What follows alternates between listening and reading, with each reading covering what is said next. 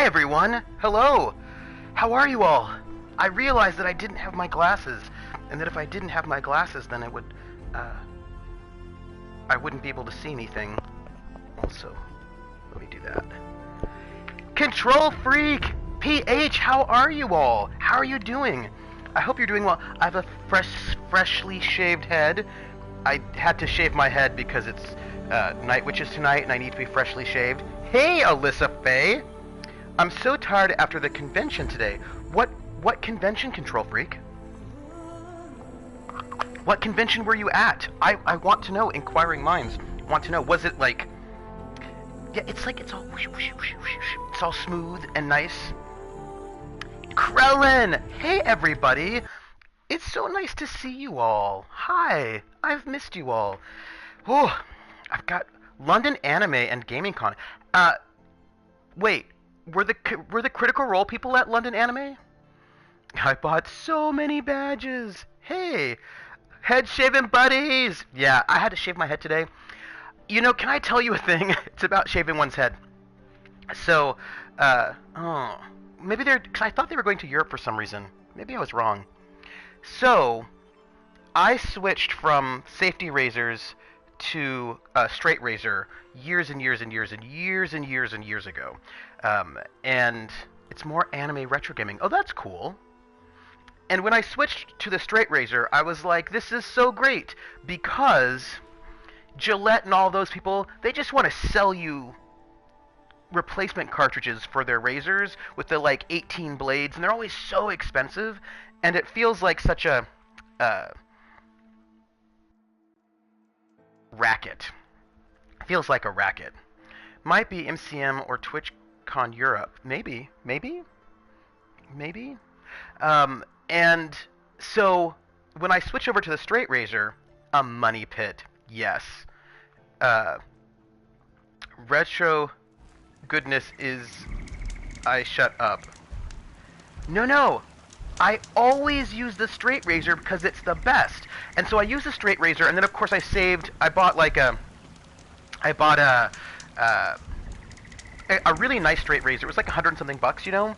But now of course I've been using it for forever, and I never pay for cartridge replacements again, and my life is so great. And then I'm saving all the money, and I'm just, you know, using... It's nighttime. And I use the straight razor, and everything is great. But here's the thing. Now that I'm shaving my head, I can't use a straight razor on my head. Oh, nice! Oh, the bleeding heart? Nice. But I can't use a straight razor on my head. Right, that's just not going to work out. Like, I don't think me using a straight razor on my head... Oh, that make it gay! Nice. I like it. I was thinking of the bleeding heart. Oh, but that's probably Anna, right? And not Geek Space? Don't use a straight razor, make it gay. So the gay razor, and but like I can't use a straight razor on my head, so now I'm using this like it's a little razor thing, you know. It's like a little thing you put in your fingers, and you go whoosh, whoosh, whoosh, but it uses these replacement cartridges, and so now they got me back again. They've got me back using their cartridges, spending money for replacements. And I don't appreciate it. That's all. Also, what am I doing? That's not what I want. So, I'm just saying that, so I am here right now. There's a thing we can do here. We can kill some bandits. There's a lot going on. I know!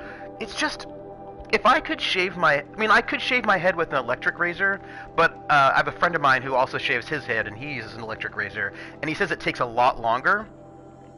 Replacement cartridges is why I only shave my head once a week, and learned tricks to reuse disposables. Oh. Krellin? What sort of tricks? At the moment, my intention is to shave my head twice a week, on Saturday before stream, and then, like, I don't know, Wednesday? So like on the Wednesday and Saturday, so twice a week. But let's just be honest, I'm only shaving my head once a week. But I should be shaving it twice a week. But I use I don't use the electric because it takes longer. And I think I can just get a better shave. So I have a bunch of quests, is what I'm trying to tell you. Like, I have lots and lots of quests, but I have also no health. And I think what I should probably do is, since we're here, just kill those bandits. Rub the blade against the razor direction on denim or your forearm a dozen or 2 times to hone it before shaving.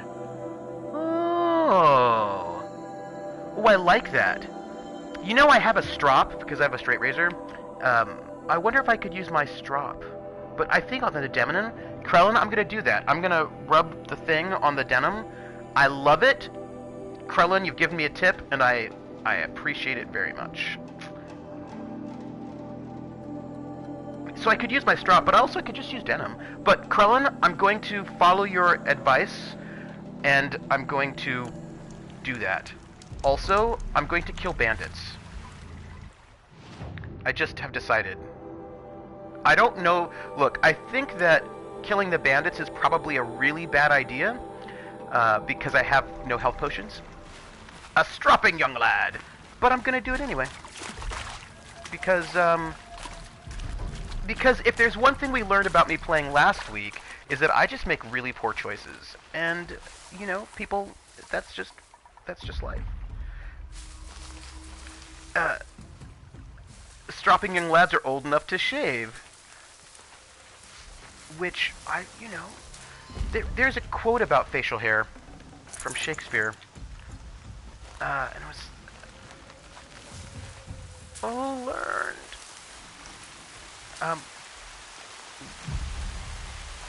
So, it's nighttime and there are bad guys. Oh, there are a lot of... Oh, hey, look. There's a bad guy up there. It's dark, so I can't see them all. But there are, bad guys. The question I have is, can I kill this one? Yep, I did. I just killed that one.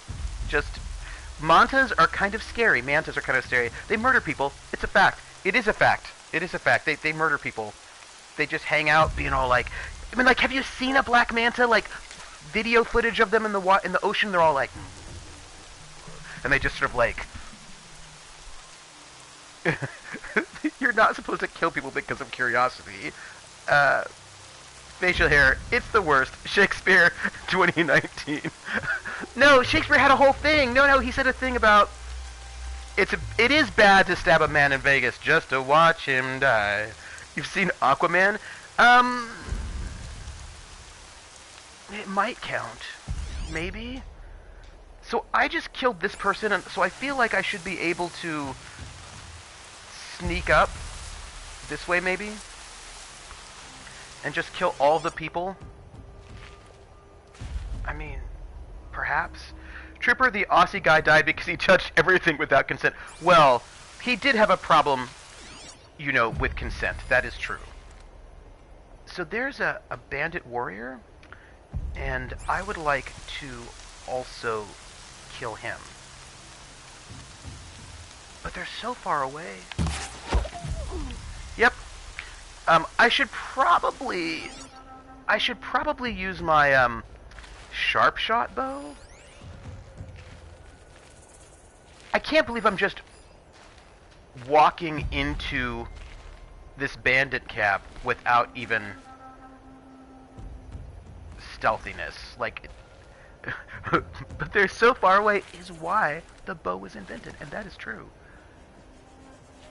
You can see them. They can't see you. Oh, okay, hold on. I need to sneak down here. I think they're a little bit concerned about their friend being dead, which, you know, is fair. This is a fish thing, poisonous, touch. It's poisonous. Touch it. Touch, touch, touch. It's true, he did have a habit of touching things he probably shouldn't have touched. so they are here. I am going to... You know what I'm gonna do? Look, I'm gonna actually, for fun, put on my sharp shot bow, is what I think I'm gonna do. And weapons, and it's the sharp shot bow. And let's equip it, here. And precision, tear blast, harvest. Let's do some precision. And I realize that they're all freaking out now because their friends are dead. Looks like I'm clear. But they should maybe relax a little bit and not freak out as much. Because sure, their friends are dead, and yeah, I killed them, but that happens sometimes, you know? Like, sometimes there's murder. I don't like that they're all hanging out so close together, though. Maybe I can get them to separate a little bit. Don't, stop moving. Dang it. Trooper, please stop saying friends are dead. You're making me, yeah. Yeah. He's a piece of work. Alright, let's see if we can maybe, you know. Like, I feel like I can... I'm very certain that maybe I can... There we go. Zach S. is an old school Renaissance person, and also like a terrible, terrible human being is really what it comes down to. Like, he's just a bad human being, and it has like come out, and he's a bad human being on like so many levels. All right, so I'm here, right? I'm up here, ready to, oops, fall off a ledge. I think the question that I have for myself is, oh, you know what? I think there's a person way over... Is that a person? Hold on. It is not a person. Oh, okay, here. There are people here. This is great. I'm going to kill them. Who's shooting? Oops.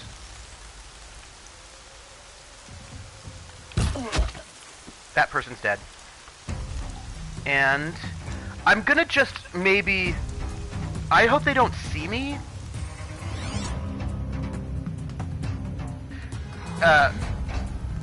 That's why I need designer accessories.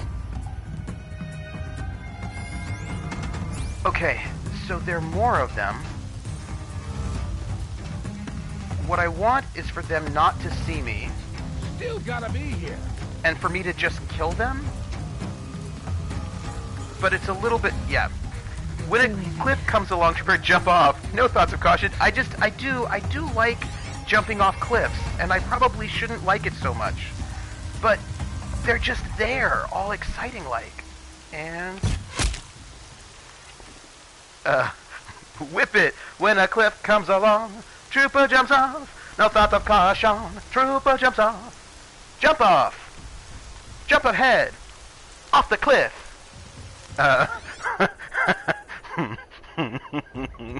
Kremlin, I appreciate that. That made me happy. Because who doesn't like Whip It? I'm going... Oh, hey. Do they have a... It doesn't look like they've... Oh, they've got a lot of people I'm a little concerned about. They've got hostages. Don't get dead. I try not to get dead, but it sometimes is difficult because, you know... Please don't jump off any cliffs. I will try not to. That was a really long distance headshot. Hey, Jer. I'm doing some long distance headshots because I apparently like to murder people long distance. And I also kind of just like being in this location where I don't have to worry about them seeing me. Is it... I feel like it's not because I'm showing off, it's more because I'm risk averse, and I feel like if I... That was a good one too. That if I kill them from a long distance, they, I won't get hit. Because also I have I have almost no health. Well, I have health. I just don't have. Quietly. I just don't have health potions, and I don't think I have a lot of medicinal herbs either. So I just feel like if I can kill them from super long distances, then I don't get hit, and that seems like the best way to do things. So there's a person way over there, and maybe I can kill them too. Let's see. Oh, wait. Yep. So just little, but I feel like I can do it. So gang, how are y'all doing? I hope you're doing well. I also feel like... No, it felt like a good one to me. I just... No! Look, you have seen me play this game. You know I'm not that naturally talented. You know that. You know. You have seen me play the game and have ridiculousness. Oh, dang it. And, I mean, I feel like you all know me. I feel like you all know the ridiculousness of my playthroughs, where I don't die, but nobody knows why that it didn't happen. I think I have to jump off this ledge.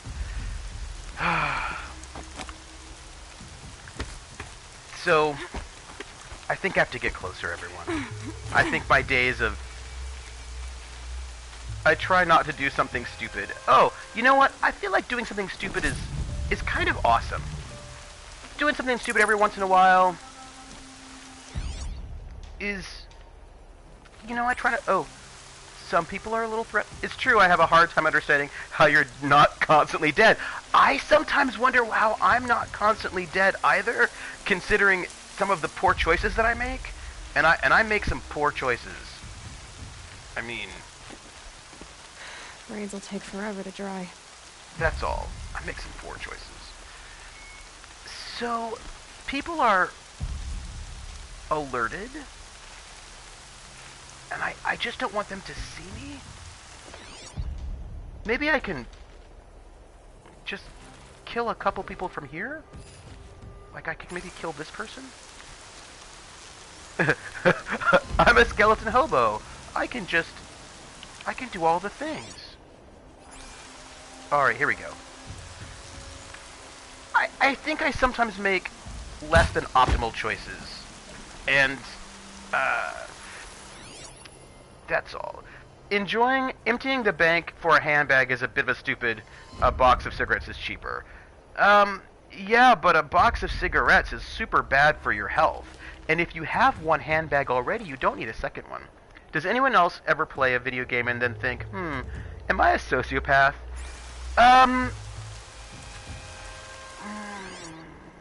Not usually. Mainly because whenever, like, okay, I'll tell you why I don't usually think that. Because I have a health potion. I was sitting watching a person that I knew play through a video game, and I was like, oh, this is what it looks like when a sociopath is playing a video game. No, because when I'm screaming at the computer, I'm very clearly say, I am the human, you are a program, you don't have rights. I'm gonna go this way. Because I think that maybe this might be there might be better stealth options over here. Is my possible thoughts. Ooh. Oh gosh. This is not how fashion and collection bags work, but you sound like my boyfriend. Well, the thing is, you can only have so many pairs of shoes. Like, and I like fashion and all that goodness as well, but there's a point where it's no longer useful. What is this? What scares me? From Izzy Mandel to Merc Oslo, what scares me? Merc, remember when I told you in my last message about how scared I am? Well, I figured out what scares me, and it's not the bots. I mean, yeah, they're horrifying, but when we finally come face to face, I'll either live or die. And the starkness and simplicity of that binary is, well, it's reassuring. What scares me is how much I like this. How a DEW feels in my hands. The kick of a coil gun. Jesus, Merc. We lived in a squat for 3 years. Matching mohawks. Spent our days throbbing off Razorwing or Duster. Nights thrashing off slam funk gigs. We were goddamn anarchists. And now this? This? Discipline, jargon, uniforms, and I like it? That's what terrifies me, Merc. No crisp, reassuring binary here. I'm loving what I hate. Or hated. So does this mean my entire life was just a pose? Or that the person I was is already dead? I don't know. I try to tell myself it's a different kind of war. Survival, not profits. I try to tell myself it's just a different kind of direct action. I mean, what are the bots if not the ultimate capitalist stooges, right? But thinking just tires me out. All I know is we've got to fight until Zero Dawn is ready. What's Zero Dawn? Oh, I need to know. If I end up surviving this, I guess I can worry about my politics then. Oh, alright, I will see you, PH. I will see you later. Maybe I will see you for Night Witches. Love to you and little Sid, Izzy. Thanks for being here, PH. Zero Dawn is their word for Metal Gear. So, what I need to do... Oh, hey, here's a stealthy place. We can do that. Let's see. We've got a stealthy place. Can I capitalize on this? So I'm currently looking over the Bluebeard's Bride playbooks and seeing what I can transfer over to sci-fi tropes. Oh, interesting. So there are a lot of bandits. Do you think they were on the horizon of Zero Dawn? Maybe. I just want a place where I can hang out stealthily and then also murder people. But not in a bad way, in a friendly way. Like, I just want to murder them in a really friendly way. Okay, so there's a Bluebeard's Bride. Let's see, maybe I can scooch myself up here. See, there's someone up there. Oh gosh. That's an alarm. Would make enough noise to bring in more. Well, I don't want them to hit their alarms. That's not what I want. I wonder if I can destroy the alarm. Like, that would be really interesting. Do you think I can destroy the alarm? Or do you think I can't? It's attached to a short fuse, but if I blow it up, probably it would just explode anyway, and the alarm would go off, and that would be bad. So, oh, there are a lot of them hanging out. That's a little bit less good than I would like.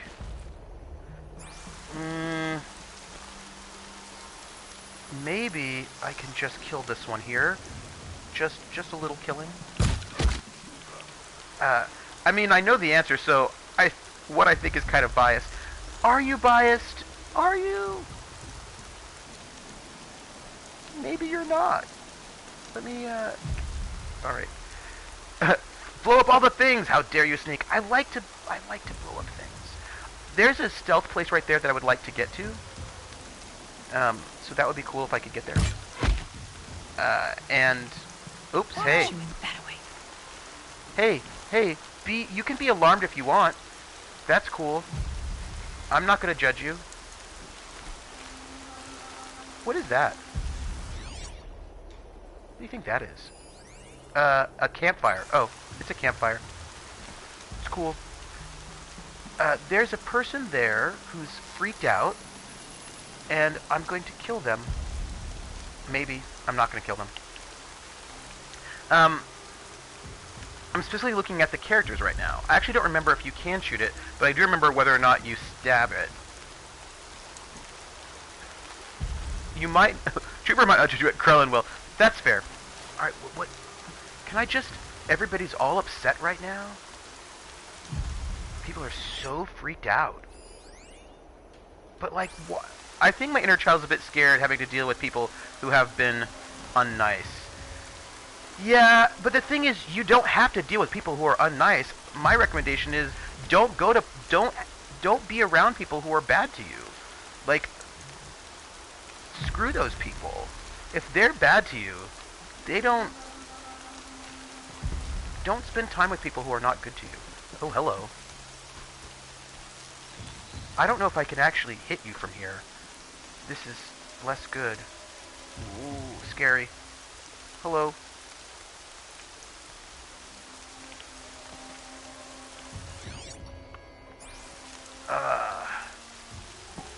So, I did kill a bunch of them, and that was pretty good.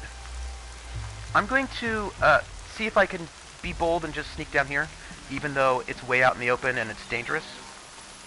But if I can sneak here, then I think I'm feeling good. I hope I can someday achieve the goal of don't be around people that are bad for you. Yeah, this is my advice. If people are not nice to you, don't hang around them. Be away from them. Avoid them. Try not to be around people who are mean to you. Life is too short. Not sure. That's why I don't have a job. Employers are bad for me. Hey, if you can work it. I'm gonna kill this person right now. And then, oh, this is bad. That was supposed to be a silent strike, but it wasn't. Oh gosh, this is bad, everybody. This is not what I want. There are things that I want in my life, and this is not them. No, not what I want, everybody. I meant to. Oh no!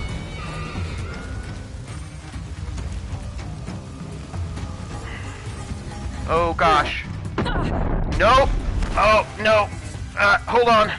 I need something. I need freeze bolts, shock bolts, metal bolts. That's what I need.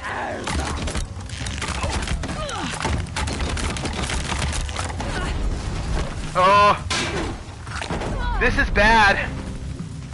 This is all bad. Oh, why are you in my face? People, leave me alone. I want to be left alone. Also, I can't see what's happening in my life right now. Oh my gosh. Put some muscle into it.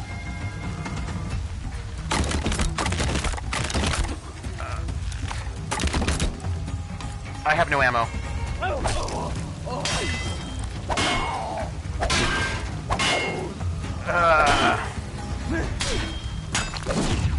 Oh gosh.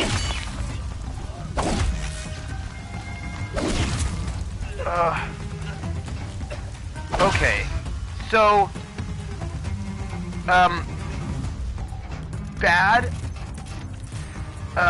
Also bad. And I have like, I made some bad choices. Oh gosh. The thing is, I meant to do this silent strike on them, and then it would have been perfect, and then I would have been like, hey, silent strike, it's all great.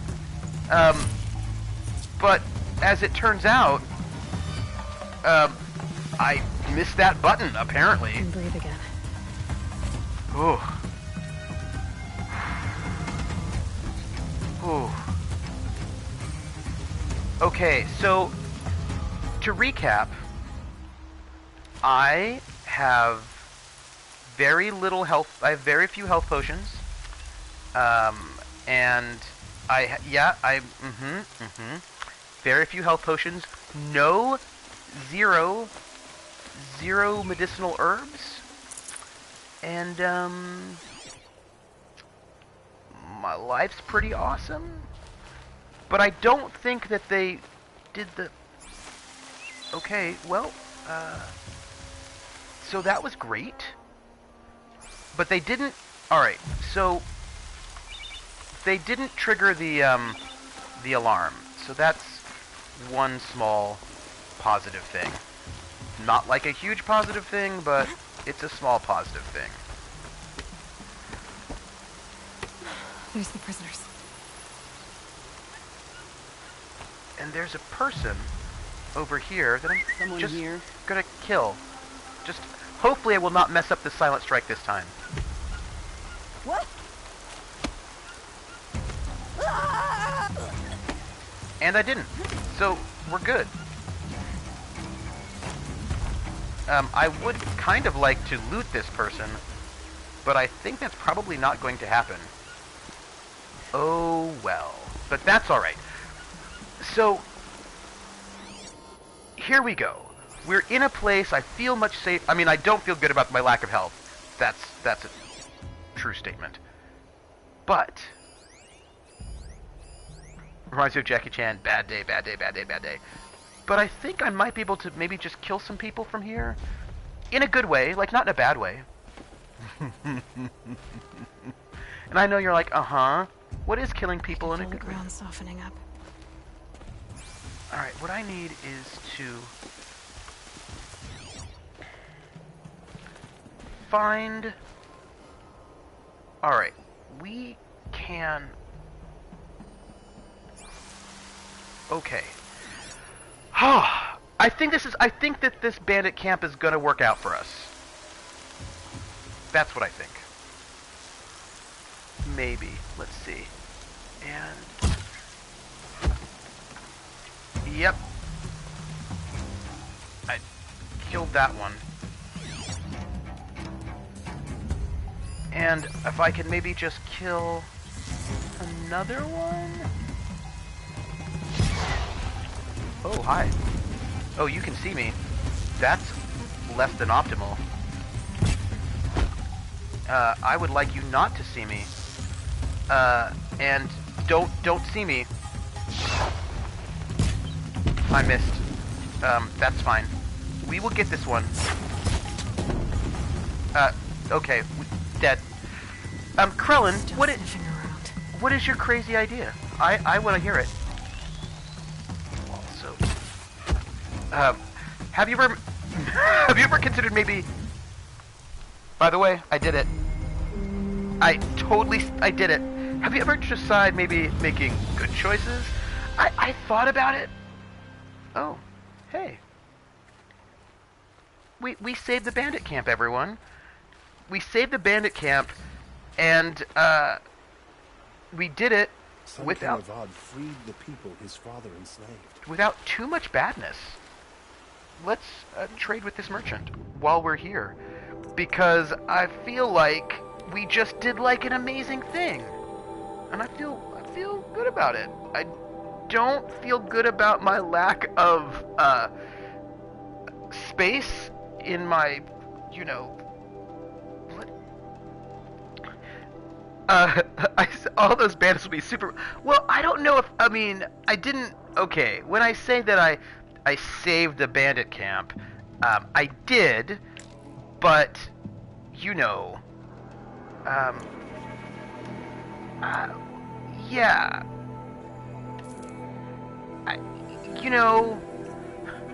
I did. I saved the bandit camp. It's true. It's just that not everybody felt good about the saving. Like the bandits didn't feel good about it. They felt attacked. Hey, Levi. So here's the thing. Those bandits in the cave, in the camp, they felt really attacked by my behavior. I shot the sheriff and the deputy. I don't know if bandits have sheriffs and deputies. I feel like they don't. Save like surgery. Sometimes you have to cut away the bad parts. Yeah, you know, that's what happened. Also, for the record, I have expanded my inventory slots, and I still don't have enough. And oh, pipe. Maybe. Kremlin notes that maybe they would feel less attacked if I stopped attacking them. You know, Kremlin, maybe. I don't know. That feels like a stretch. I think it's fine, right? I'm sure they're not bothered at all by my continuous attacking of them. Thanks. So, On top of the scrap they find up I north. don't think I can help you. oh, well then. I'm going to just loot everything while I'm here. And hi, all of you innocent people. Let's see, what can I do? Someone's anger grows. I should Sun King can save us. I should just loot. Lost always said, patience. Feral machines everywhere. Really? It's just tough love. It is just tough love. It's just really tough love. It's really tough and stabby love.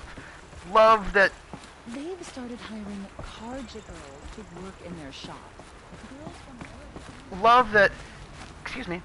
It's the kind of love that is like really deep in your heart. With love like this, who needs hates? Sure, your mom disapproves. Her mom totally disapproves. It's the kind of love that makes you feel like your heart is bleeding. Trickery, deceit. The Shadow Carja know them well, and now they've murdered our Captain Ursa. Okay. Greetings. I just feel like that was. Oh, I'm out of. Stabby Love is my burlesque name.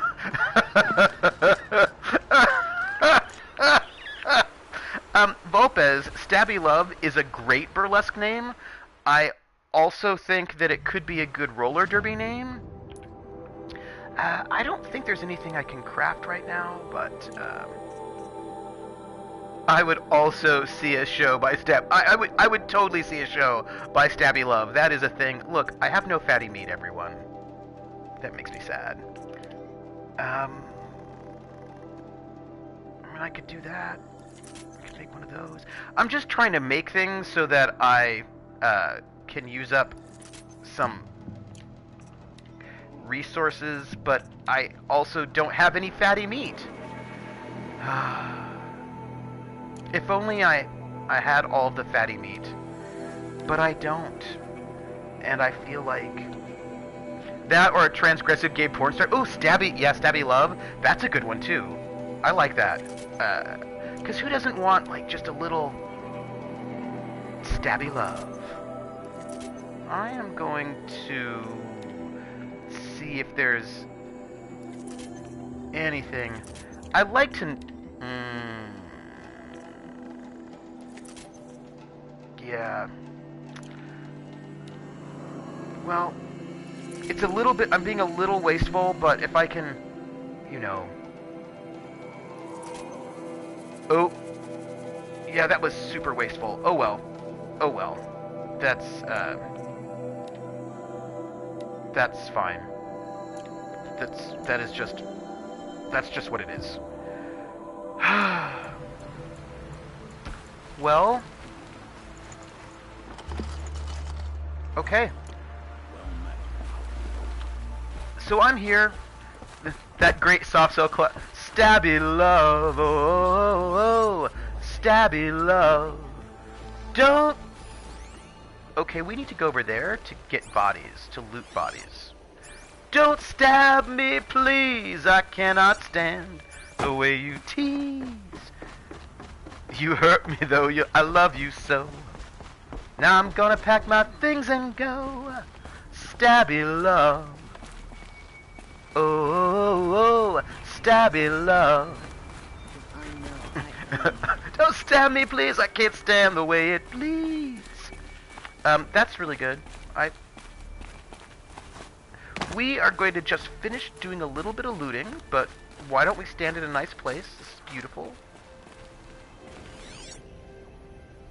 I was just gonna kill some animals. Alright, so what do you think this was? I'm really curious as to what happened. Easy. I mean, clearly there's some kind of robot apocalypse, which always happens. And, you know, that was bad. But how did this robot apocalypse happen? Do you know what I mean? Was it, what kind of robot apocalypse was it? Maybe it wasn't even a robot apocalypse. Is murdering the captain of the Vanguard break this ceasefire? he's only an offering. Maybe the murdering of the... Dang it, folks. I have such a problem with my inventory. Microbot started throwing scorched meat discs at customers. Maybe.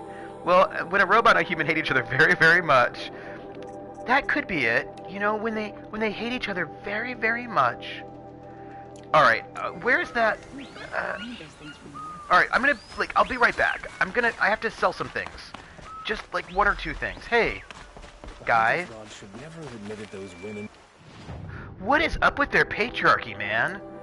They need to work through their business, because they've gotta work through their business. That's what I have to say about that. They've got their patriarchy is not good for them.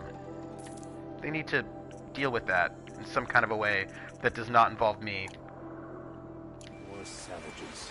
It's a noble Karja institution. You know, I can't with you all. You're being... Whatever, Karja. You know, I don't even know why I'm talking to these Karja. Why are they in my faces? Why do I even have to know about them? It's fine. I'm here because I need to find out what, Oh, hey, Stay Hydrated Bot. Sorry. Haven't you got anything better to do? It's fine that women are rising around his line. I'm glad that somebody doesn't mind that women are doing stuff. Hi, who are you?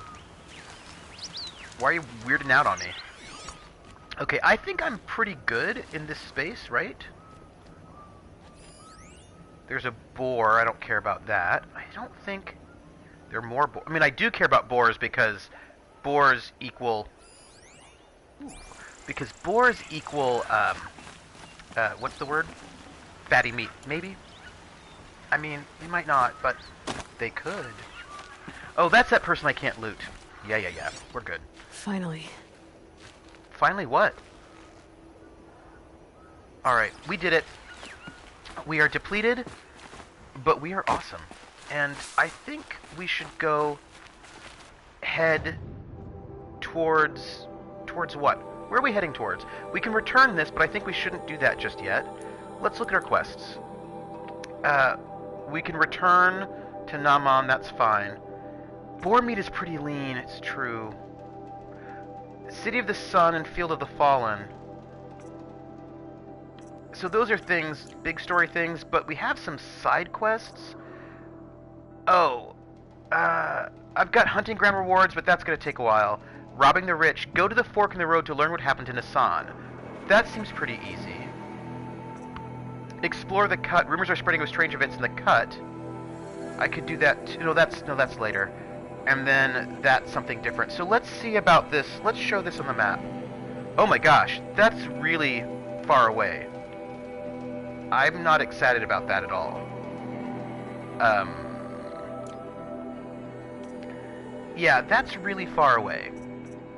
And I'm less excited about that. Oh, I can hunt for the lodge. I can do that. I think I'm in the area, yeah. So I'm in an area where I could maybe just kill bunches of stuff. So why don't we...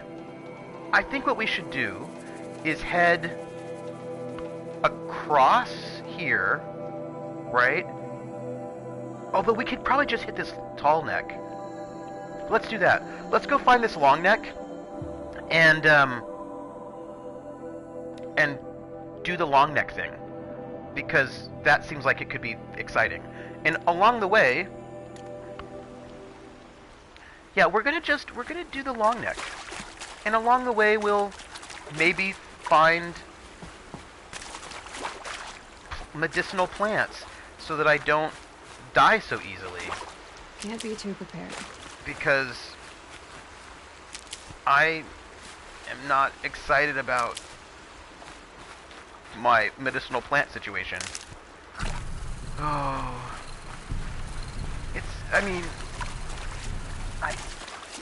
Kremlin asks, why don't I make good choices? I don't know. This is a very, I think, important question that is meaningful. Okay, but here's the thing though, right? I haven't died yet. I've been really good. I have not died often. I have been on the edge of death, which is different from that Lady Gaga song, Edge of Glory, in that it involves me being really close to death all the time. I'm on the edge of dying. Like, that's really... That's what that's about. But, you know, what can I say? At least, I don't know. At least I mean, I've been pretty good. I'm like pretty proud of myself for not being a complete, like, I have not died 40 times in one go like I did to The Last of Us. I think the most deaths I've gotten have been like, right now, mostly two in a go. Just because your video game avatar survives doesn't mean you didn't die. That is very philosophical. That way. And video game avatars are unrealistically tough. Oh, well, you know, if we were doing this realistic, I mean, video games would be a lot shorter if we were doing this in a realistic way. People would die and they would not come back, and then we'd be done.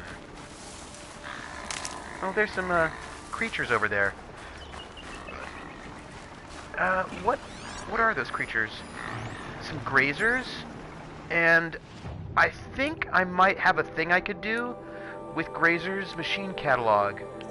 Grazers have a blaze canister. So here's the thing. I actually think I have a quest, a tutorial quest that I could do. Shoot off elemental cannons using harvest arrows. I think I can do that right now. Hello, Alyssa. I'm back. The internet person has finished replacing whatever cable outside. Ugh. Whatever cable outside. So I am going to use this harvest arrow. Oh, that's... Yeah, I do like it when they,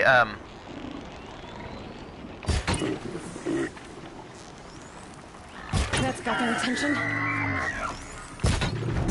I did it. It's cool. Don't even worry about it. I did my tutorial. Oh, hi. Somebody wants to kill me. That was rude. But you know what? I'm not even bothered, because I'm gonna shoot them.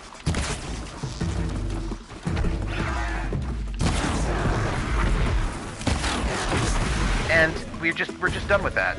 Like, we're just gonna shoot them. And they can leave me alone.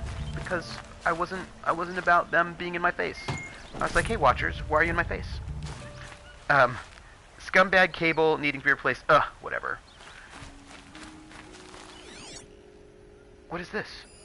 Oh, that's, you know, I do like...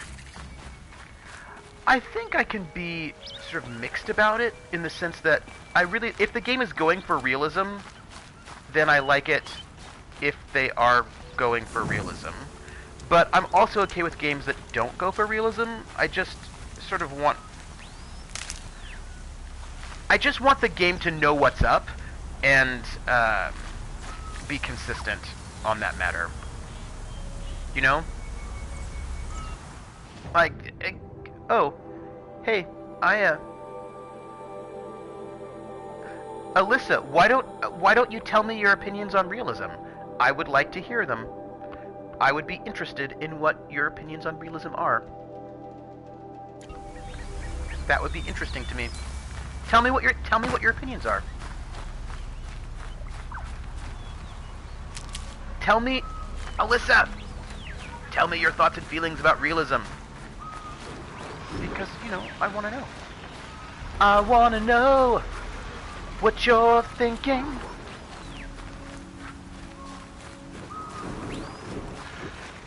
There are some things you can't hide. I want to know what you're feeling. Tell me what's on your mind. Realism is garbage, and nobody actually wants realism in video games. They want believability. Well, verisimilitude. I do not, well, oh, hi. Oh, no. Oh, come on, friend. I spent all this time trying to make you my friend, and now it's just gonna be a big fight and I'm gonna lose you. Ugh. You know, I wanted a friend. Oh, realism is, and the thing is, Quiet does it. and the thing is, when they're being chauvinistic, they're not even being realistic at all. Like, they're being super unrealistic. They say things like, well, in the past, women never did anything ever, and you're like, well, that's actually just not true. Yeah. They want believability, and I think they want internal consistency. Do you know what I mean? Like, I think that's a thing that, well...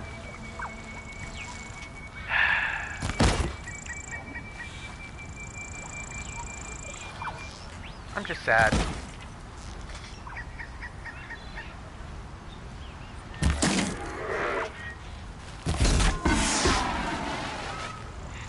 What am I doing right now? Oh, yeah, that's fine.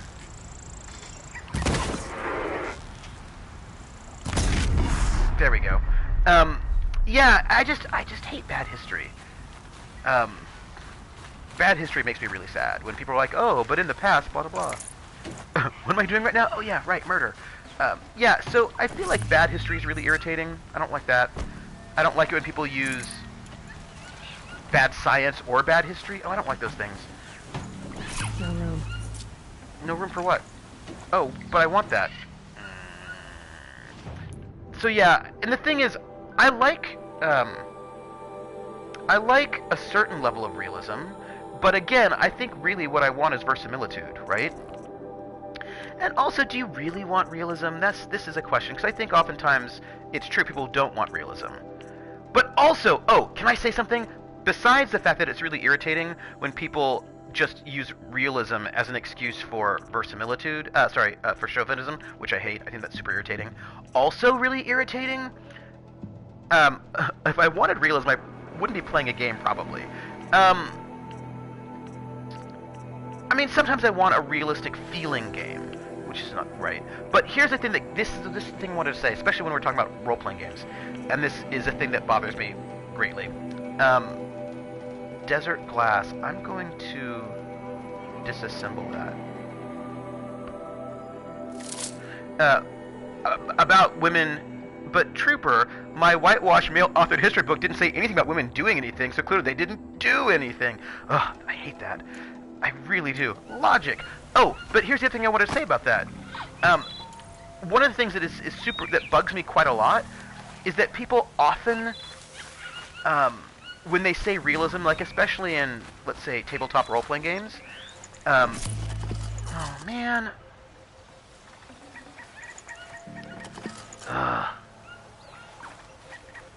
They include like 3 women. 3, that's a lot. I feel like probably just 1 would be enough. I need to... I'm in a sad inventory space in my life right now, and that's just kind of where things are happening. But no, so the other thing I wanted to say about irritations about realism that really bug me is... Let's disassemble all of those. It bugs me when... yeah, the one that's with the flag, and you know, the other 2 ones, American history. That's all we need. But it bothers me when people, especially in role-playing games, they say they want realism, but actually what they do is in no way realistic. And what I mean by that is, they have a level of grimness and misery that isn't in any way realistic. Right? Like, you're playing your RPG, Marie Curie and Rosa Parks rounds out 3. And then we're done. Where they, you know, by the way, I totally wanted to have a mount, and I lost it. There was just no mount at all, because I killed them all, and that's unfortunate. It's fine. We're gonna go find a metal flower, and be sad about the fact that we don't have a mount, and we have to do this, you know. Also, bows being dex weapons, realism my butt. Using bows is hard. Alyssa, you can spam caps. Hey, Cher, if you're here, will you just go and make Alyssa a... just go make Alyssa a regular. Just do that for me if you could. I would appreciate it. I'm just gonna kill this turkey because it's here, and while I'm here, I got Fresh as it comes. Oh, I just got oh, there's fatty meat. Sorry, I know that I'm doing like this is that moment in your life where you just have way too much inventory and that's complicated for you, but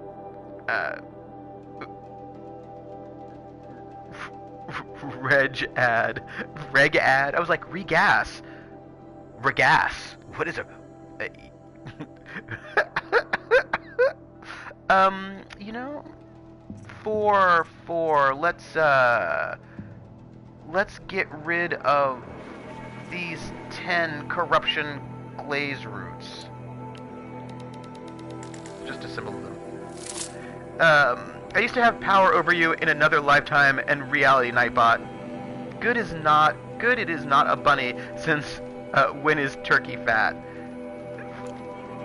You know, let's just take the fatty meat. And what is that? Oh, hey. There's a watcher we can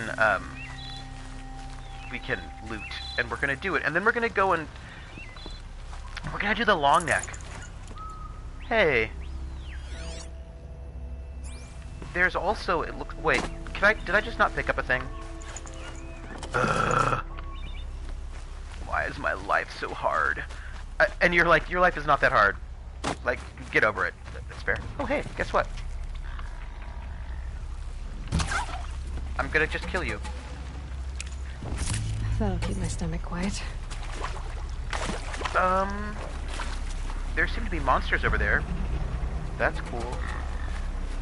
I don't really want to deal with them, though. So I'm not. I'm going to just avoid them. Oh, there are fish! On the bottom. There are all these lovely things that I could attack. Oh, and they're glint hawks?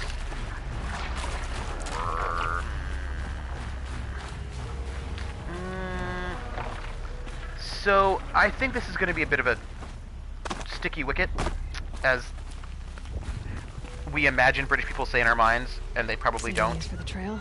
because that's probably just some kind of weird American fantasy. But, you know, fine. So, I was thinking about, yeah, to finish my thought about realism, that it really bugs me when people, like, I was in an RPG once. It did not last long. It was not a successful RPG.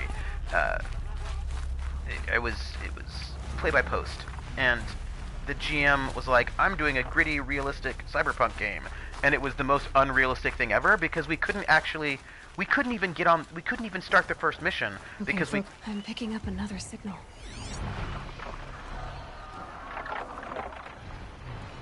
Where's this signal? Hold on a second, Batman. Why does everything look weird right now? What is going on here?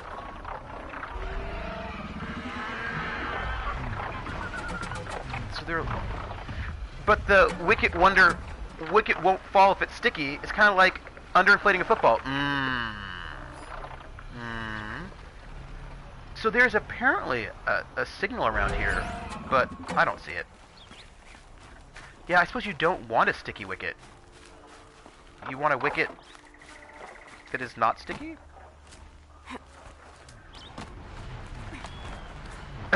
Well, that's another question. But the thing is, like, his idea was that basically all of us would be quite incompetent, because that's sort of realism, and then we wouldn't be able to, the campaign fell apart because we actually just couldn't, I know.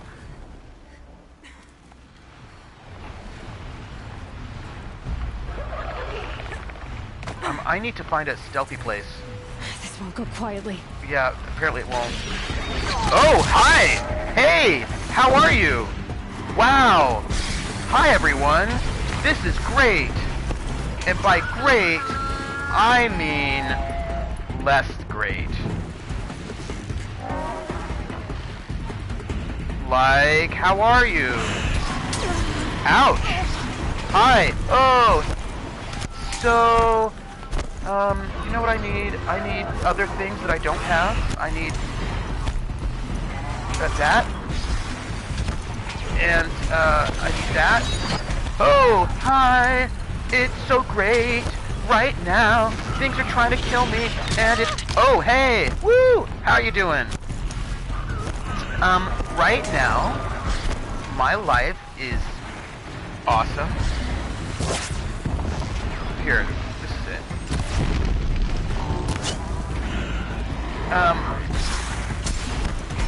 So... Stop it! Stop it!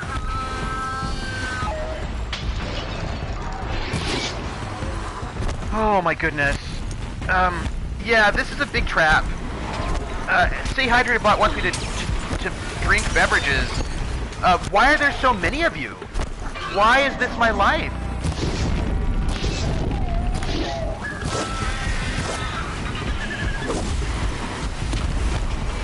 Also, I feel like this is actually a fire one and not a... I feel like we've got fire ones and also freezy ones. Maybe we don't? I don't know. I've always been wanting to try Open Legend because I really like how this is set up. I would like... Oh, hi! There, let's do that. I'm stuck. Okay. So... It's cool, don't even worry about it.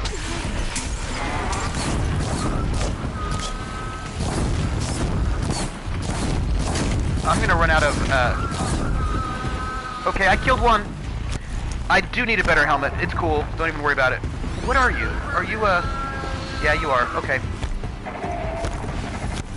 They're scanning for me. Yeah, and they're finding me.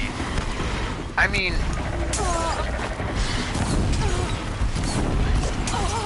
Oh, gosh.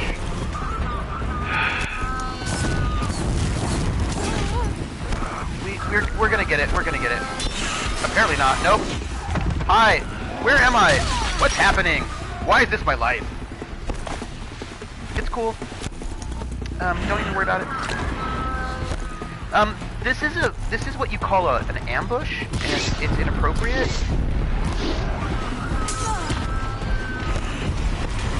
Oh gosh. But I'm gonna kill all of them, and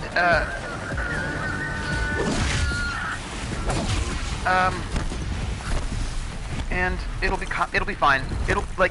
It'll be cool. Don't worry about it.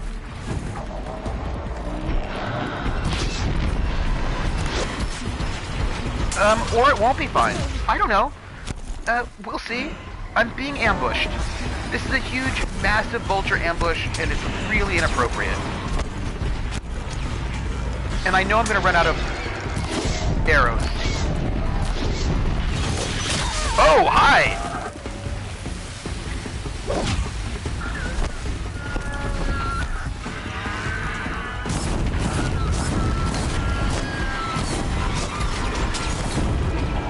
Oh, goodness. There's a surprising correlation between the number of ambushers and the fun that the ambushee has. Okay.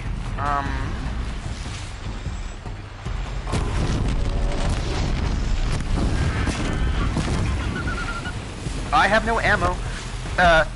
I'm bear helm trooper, where you can have the cans and holders and a hat. Oh, a beer helm. Guess what I need?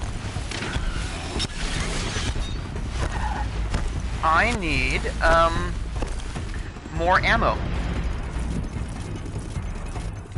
Okay. So I have it. And then...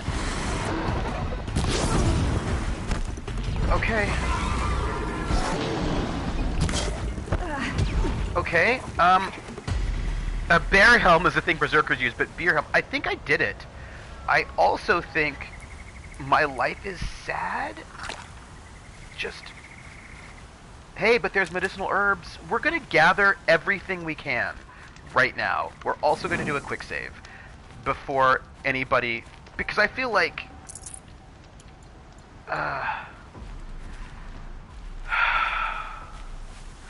so I just want you all to know that I'm feeling like there's a lot of badness. I can't spare the weight. I survived. I'm gonna get this flower because it's beautiful. Pick it up. Flow, softly flow, by lawn and lea, a rivulet, then a river. Nowhere by thee my steps shall be, forever and forever. But here will sigh thine alder tree, and here thine aspen shiver, and here by thee will hum the bee, forever and forever. 1,000 suns will stream on thee, 1,000 moons will quiver, but not by thee my steps shall be, forever and forever. Aww. You know that inventory problem I have? Do you think maybe I can craft something that will help? Like, can I craft, I can maybe craft a shock trap, and maybe I can not craft any potions, but I can craft some freeze potions? Oops, that was wasteful. And, maybe I can craft, I mean, I just,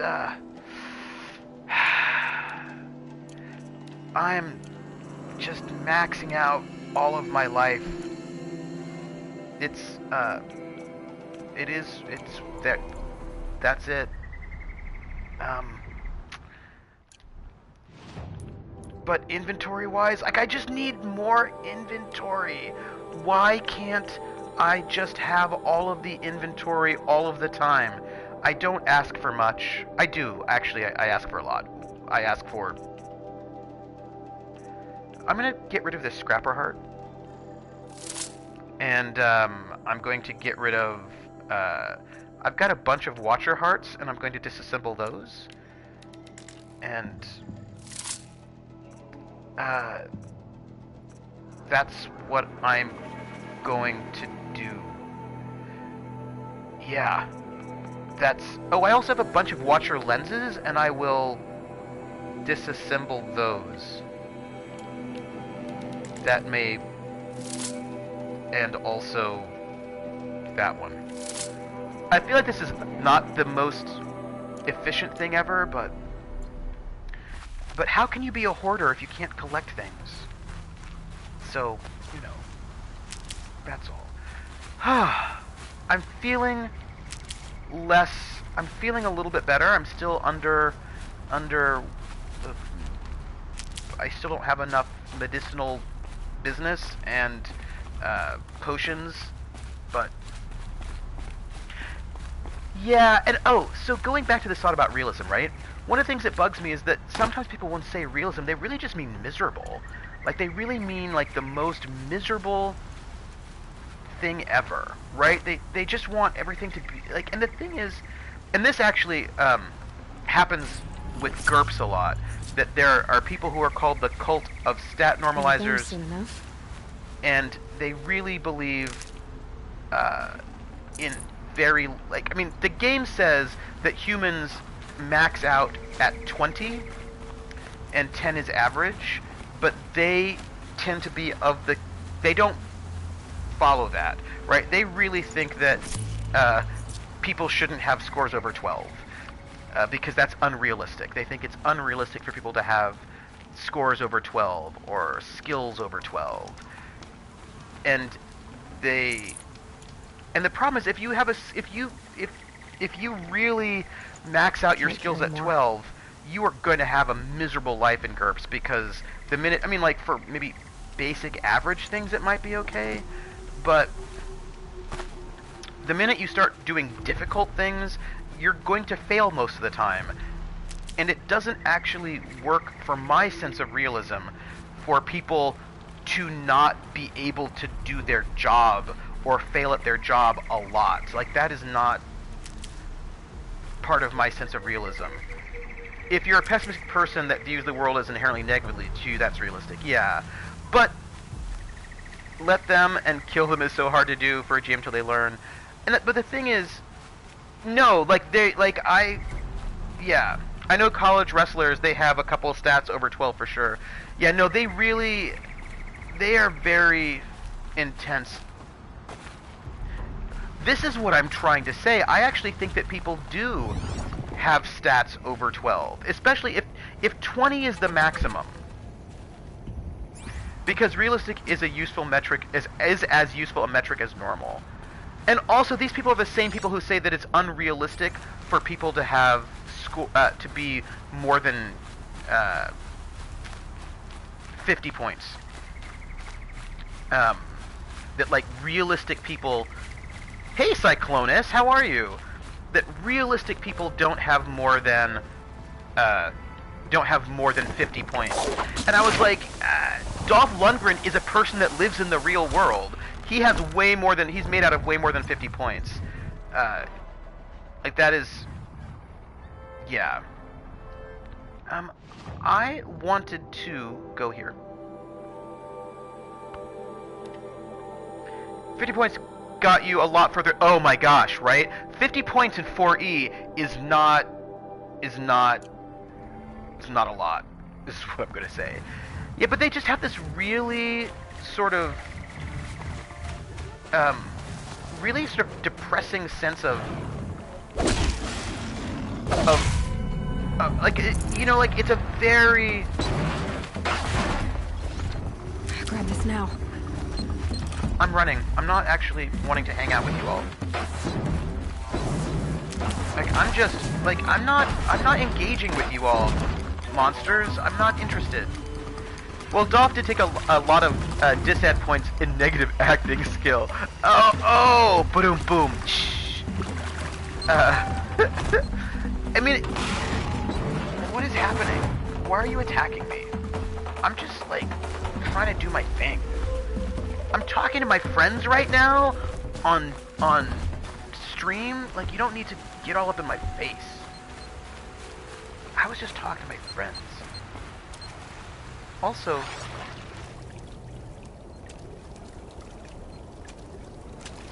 did you hear that beeping?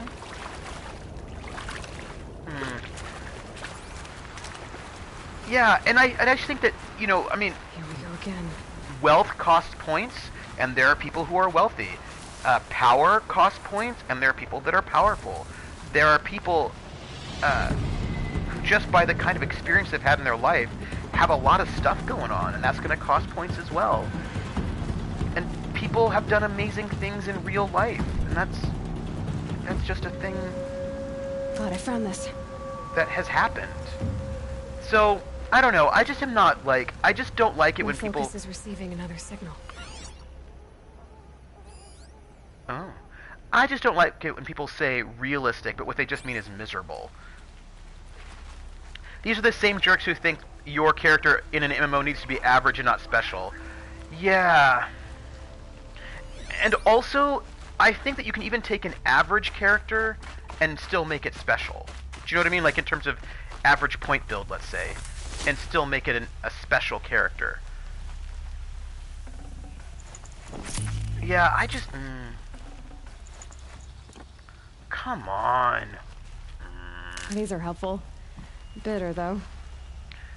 We're gonna find this long neck, but we're gonna do the inventory juggle just one more time, because that is my life a little bit. I actually am totally fine with characters who are not special, playing characters who are not special. That is actually not a problem for me at all. Special mechanically. Let me be very clear. I'm fine playing characters who are not special mechanically. But the thing is, if everyone is special and super powerful on a quest to save the world, then that becomes the new average. That's how statistics work, right? Yes. So I am perfectly fine with characters who are, well, who are I must be closing in on the signal. normal.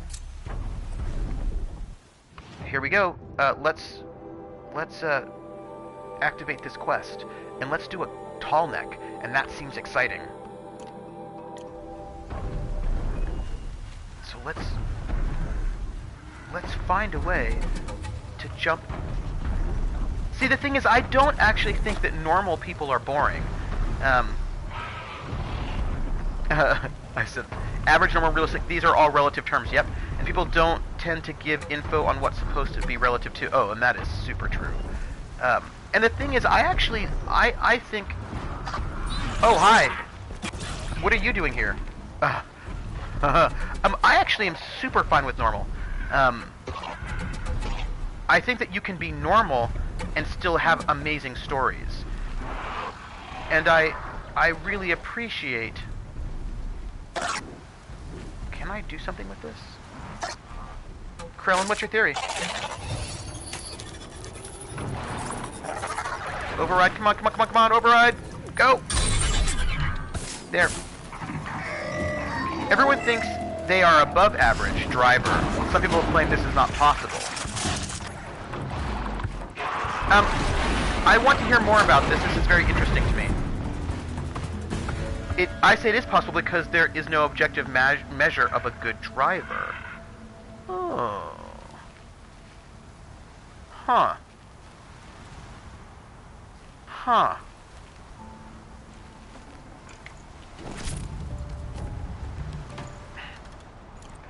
Why is this my life right now? So everyone is an above average driver with their own definition of good.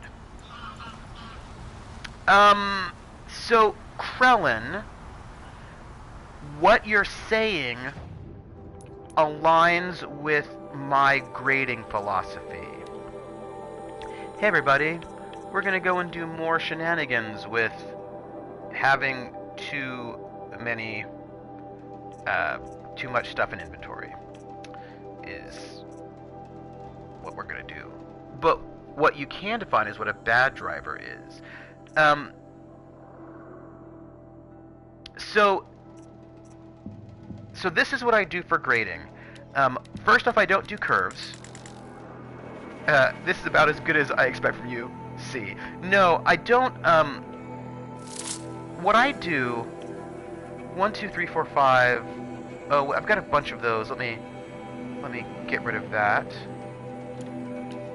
So this is what I do, and this is different from what other people will do, because people have, people do different things. But I know people who, what their thing is that they want a curve grade, right? They want a curve. So they need to get on the tall neck's head. Yes, I understand that, and I'm going to work on it. I'm working on it. Inattentive, dangerous to others. You can define what a bad driver is. Hey, look, there's the tall neck. So the question is, how am I going to get there?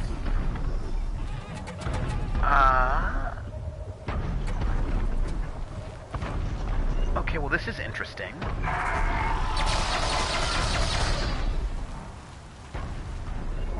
So, I think I need to be over there. That's what I think. And I'm going to do that. Hello, tall neck. But the thing is, people will have different orderings of how bad each metrics is.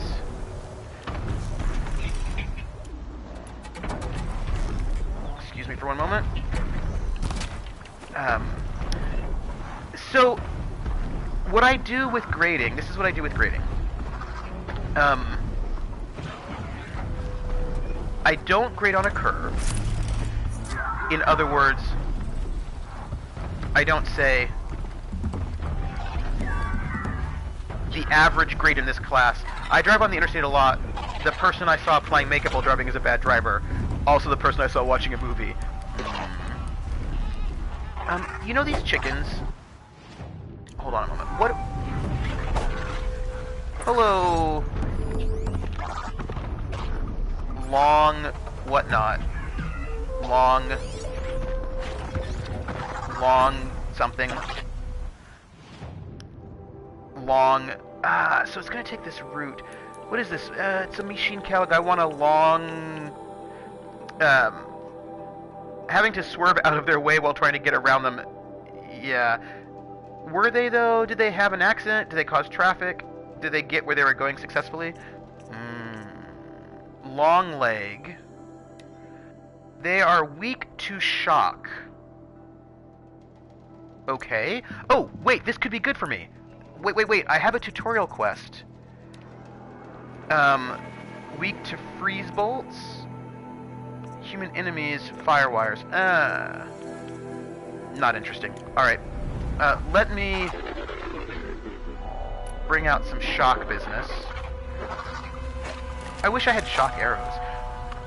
I mean, if after saying there's no objective measure for good drivers, and then saying your measure is the objective weight.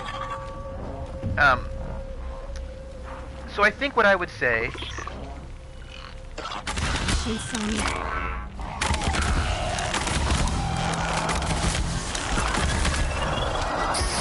Oh, this is not what I want. You know when your life is a little bit sad because you make some poor choices in your life? And then I make those poor choices, and I think, oh.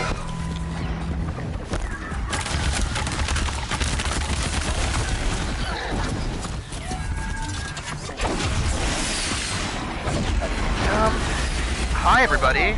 How are you all doing? I hope everyone's doing well. Oh ho ho! Hey! Woo! Alright.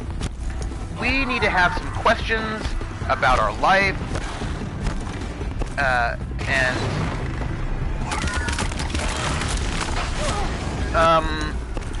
Also I need to have, hi! Woo! So, life is super good right now,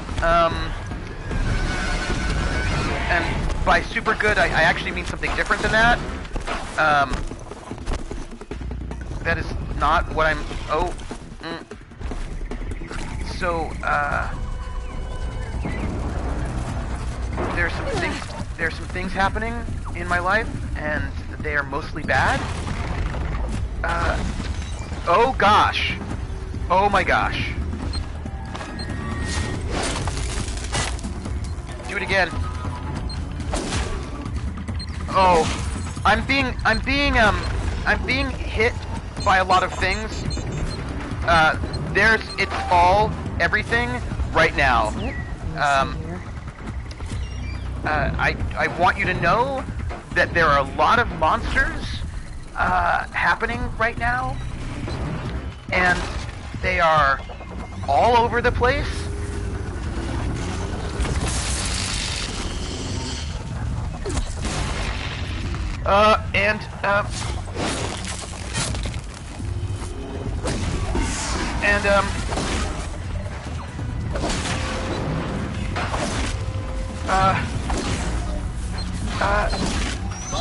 Ooh, hi. Okay,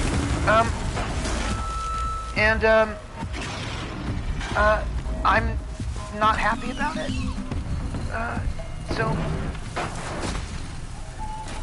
So that's just, you know, things. Oh. I just wanted to jump on this tall neck. You know, I just wanted to jump on a tall neck, everybody. Quiet now.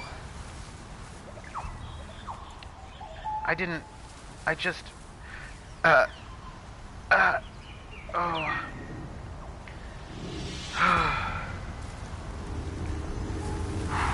Hey, everybody. Oh.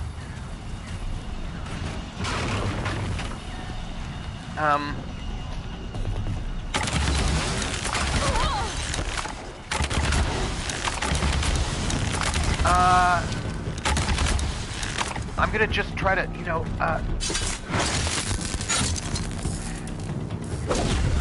okay. Alright. I'm in a space of danger, and I just wanted to. I just wanted to go and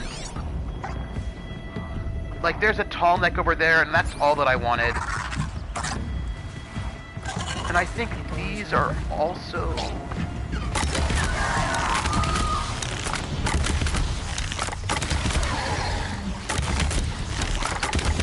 Okay. Oh.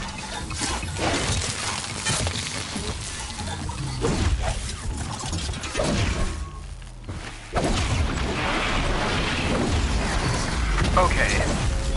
Oh. So, you know, everyone. I tell people to pay attention and cruise control. So, everyone, I am just telling you that I have no health potions left. In case you wanted to know, just in case you were interested in what's happening with my life. And what is happening with my life is that I have no health whatsoever. But I'm going to go back to this place that seems like where I would go to jump on the tall neck's neck.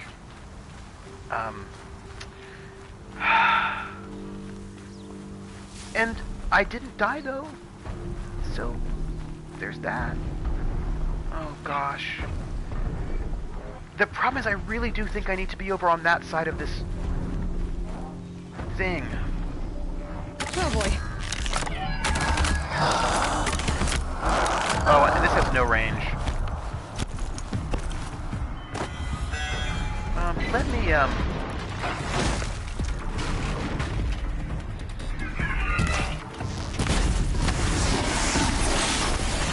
Oh. They're scanning for me. They are, and it's super unfortunate. And I'm gonna just move over here for a moment. And, I'm also gonna do that.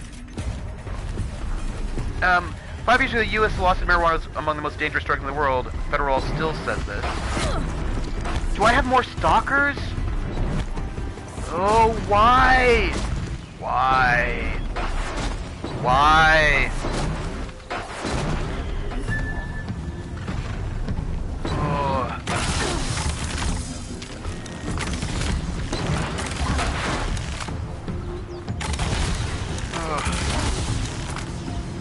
You know,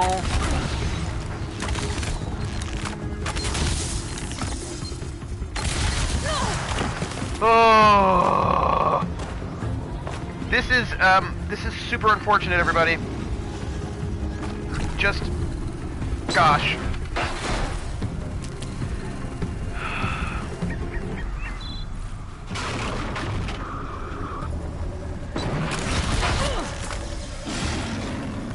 Come over here. Oh. Oh gosh.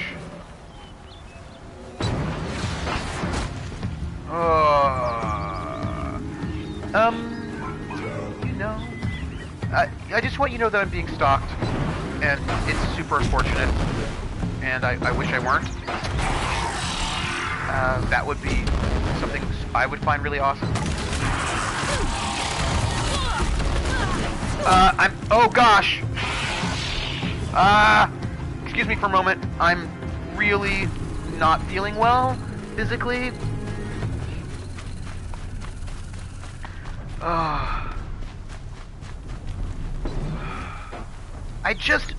People, I just want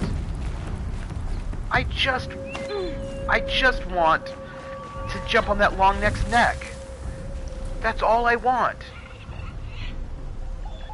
Banana bread counts as cake? Might depend on how you make it.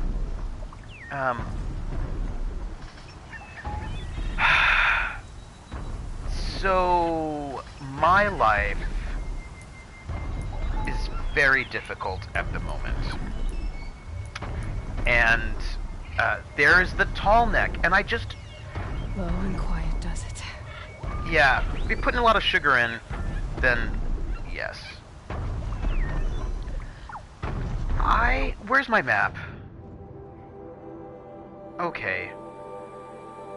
Why don't I...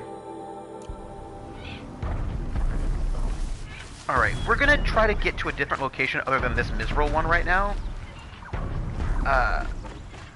And we're gonna see if maybe there's a different approach that we can use that will be better than what we got going on right now.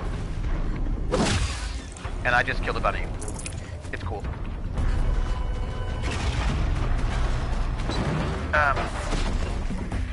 Because I do think that there's probably a better location. Oh gosh. I'm being stalked. I'm gonna save this.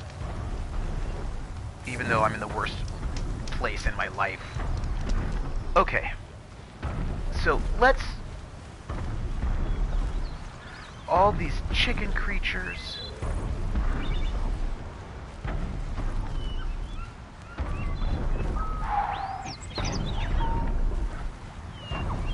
Alright. So if we look over here, why? Why? Is it worth going back to a campfire in areas you started in to stock up on herbs and such? I don't have a lot of... the problem is also don't... not only do I not have... I suppose I do have some more shards. I'm so close to leveling up, and if I level up, then I can start shooting multiple arrows. It's still legal to talk... oh, yeah. What if I have an idea. Here. I'm gonna have this chicken come and visit me. And I'm gonna use these things to my advantage. This is my goal. We're gonna override this chicken. We're gonna have the chicken kill the other chickens. And I think you should kill all of the things. Because there are bad things in the world, and I think you should kill them. Speaking of which, can I override the stalkers? Because they would be nice to have as Ravager, Corruptor, Stalker. I cannot override them. That's fine. I just want my chicken friend. Hold the phone, taking... So... why don't you... hunting me. Who's hunting you? Who's hunting me? Nobody's hunting me. Chicken friend. Okay. So here's why this one is clearly difficult, is because there are a lot of monsters everywhere. And this is what makes this particular long neck very difficult. So let's see if, you know, we can...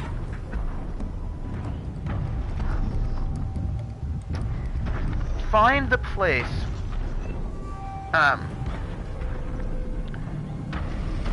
Let's see if we can find... oh, I think there's fighting going on, which is great. If there's fighting going on,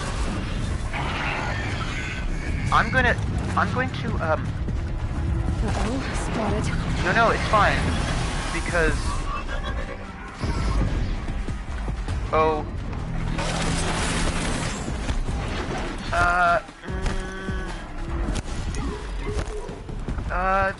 not exactly what I wanted.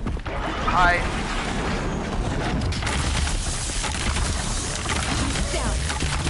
Okay, that's fine. And...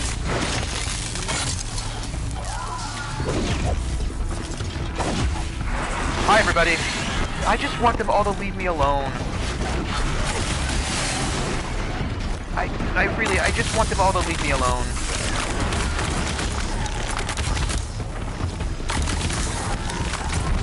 Oh, like, this was where I could have... wait, can I do it? No, it's too late.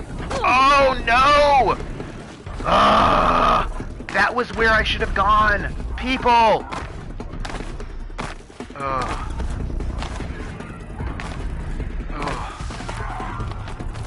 That was the place. Here, go, go, go! Run, jump, go, jump. This is it. I can leap onto the tunnel from there. I think so too.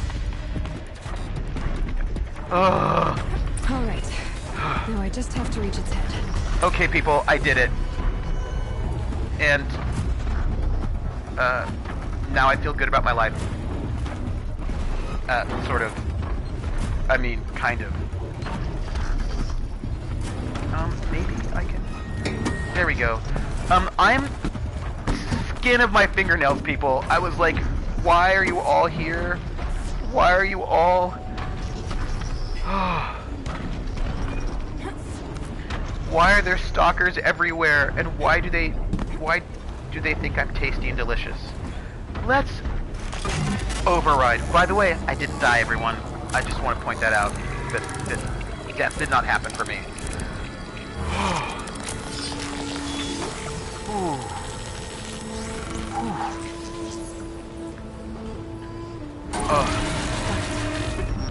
Hey. This is true. Stalkers cannot climb tall necks. Also, I am so sad and injured right now. Where are we? Hey, look at that. There's a site for us to go.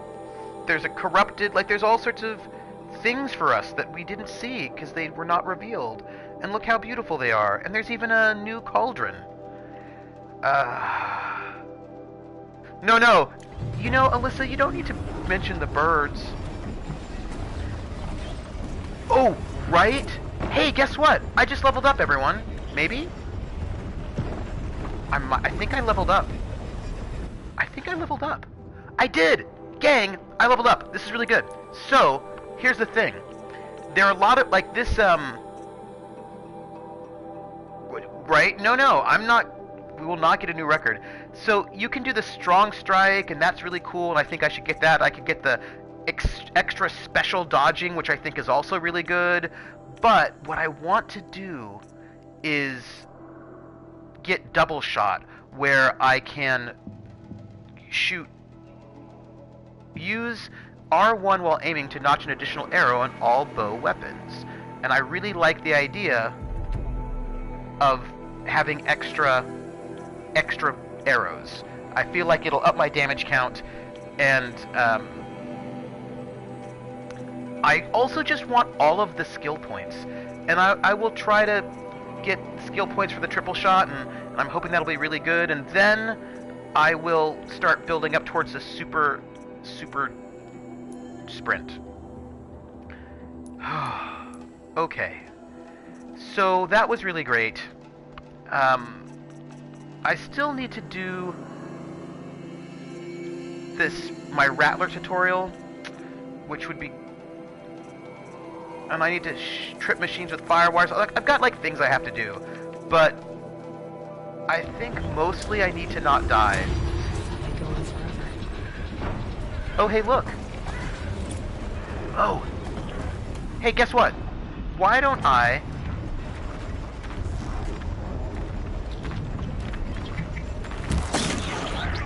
I'm gonna just shoot this. I wanna,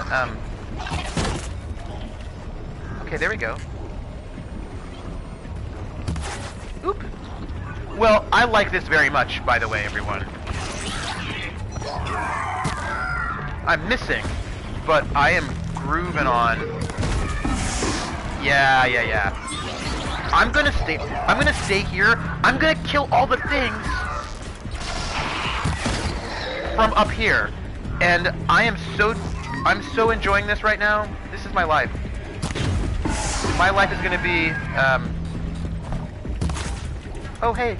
Oh.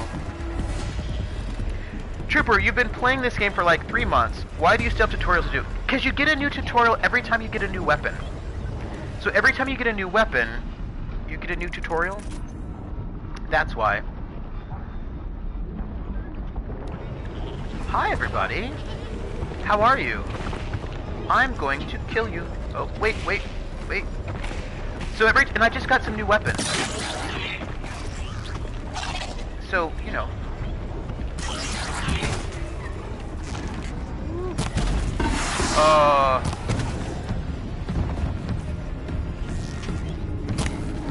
I'm really excited by this.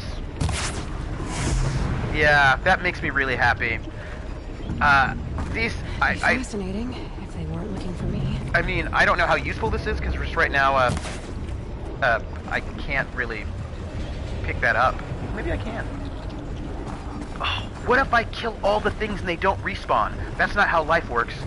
Certainly my life, but it would be awesome if it did. Hi. Oops. Oh. My life is so beautiful right now because I get to shoot things a lot with multiple arrows and it makes me feel special. People, I'm really...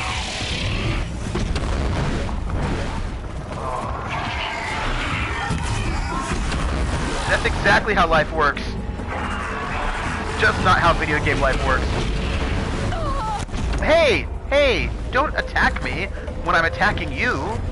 That's rude. I mean, maybe it isn't rude. Maybe the rude part is that I don't want it to attack me when I'm attacking it, but...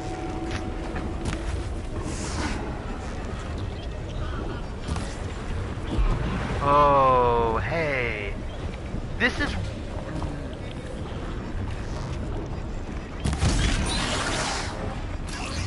I am going to...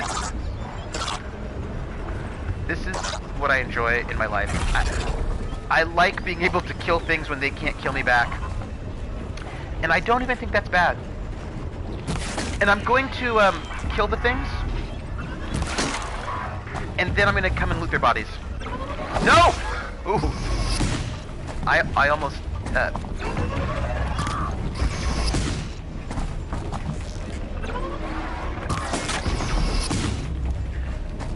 Hi.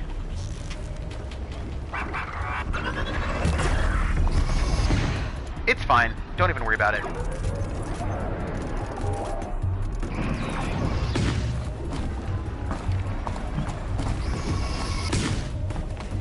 I like that this tall neck is so hardy.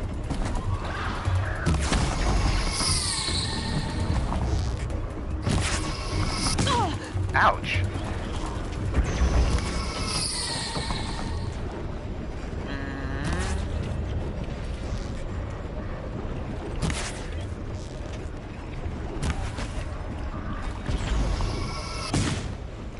You know, is it unfair to shoot things when they can't hit you back?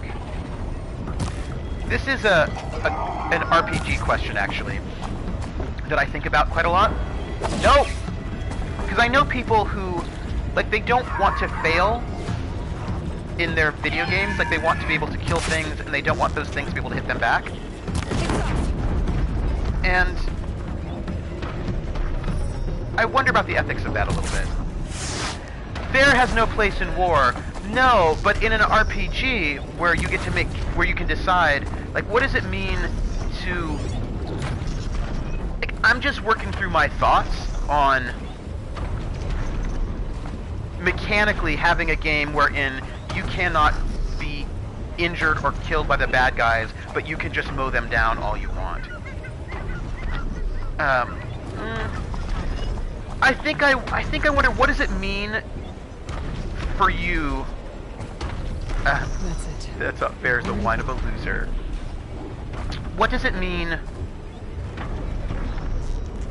I suppose, ethically in some way, to want to be able to kill things that cannot fight back? It starts feeling like a little bit like you're a bully, basically. If you're like, I want to be a 20th, like, I want to be a 20th level I can get out of this. fighter, and I just want to go and just kill all these mow down first level things that have no chance of ever hitting me, ever. Like, what do I think about that? I don't know, it makes me feel uncomfortable. But Trooper, you're a human, and they are computer programs.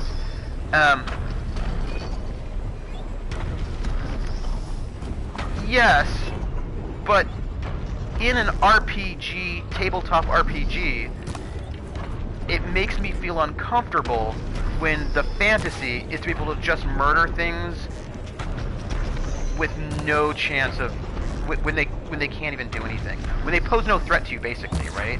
Just murder things that pose no threat to you whatsoever just because you can. It makes me feel uncomfortable. Like, it just makes me feel uncomfortable. The desire to sort of just do wholesale. But see, the Kremlin, I think that you're right about video games being a little bit different than a tabletop, and also they actually do pose a threat to me up here because they have also hit me. I have been hit a couple times by them, and I was like, oh, they do hit me over here. And also, if I were on the ground, they would pose a huge threat to me. I'm talking about how actually... And in this game, I can die. And I can't be killed by them. And I'm talking about playing a game where you've all decided that no matter what happens, you are not going to be in danger. Hello. And just sort of pondering it. I think this is I think I'm going to be able to rappel down now. I think this will be my rappel.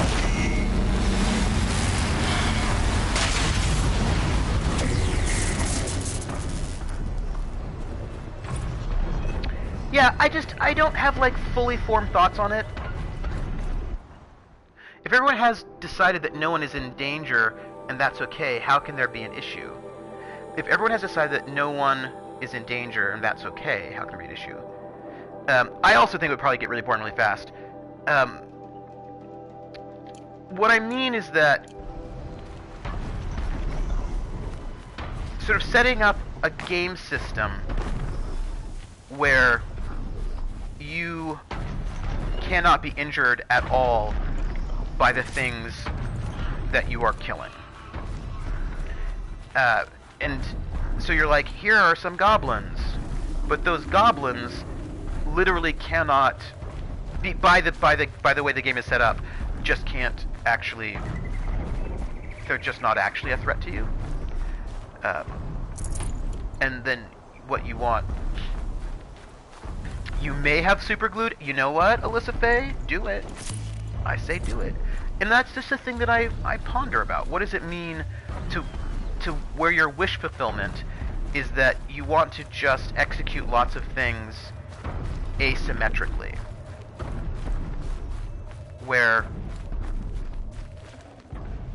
Full already. Yeah. Yeah. I'm going to have to deal with my inventory situation again. I think I have a couple of cheap things I can get rid of that. And I think, people are going to do what they're going to do. But I think about what does it mean? Oh, like what does it imply about you as a human that you get enjoyment out of the slaughter of things that can't fight back? This is right. This is what I mean. Things that can't fight back and also don't pose any kind of threat. Probably nothing good. And it's tied into a slightly larger RPG question. Not exactly, but it's a sort of, there's a related RPG question, which is something heroic if it's a... Alright, I have just done a huge bunch of stuff. And I am... Oh, gosh. No, well, it doesn't exist in terms of the game system, but I've had players who that's what they have asked. They said that it's not fun for them to be injured or to die, and so they don't want that to be an option, but they then want to kill things. They want to kill a lot of things. So I had to sort of think, is this the game I want to GM? Do I want to GM a game where what's happening is that the players want there to be no risk on their part, and they want to, like, I mean, this was so that's like, this is mostly about not the system itself, but GM settings. Like, how do you, as a GM, sort of work the settings in your system? And I've had players request, request that they be able to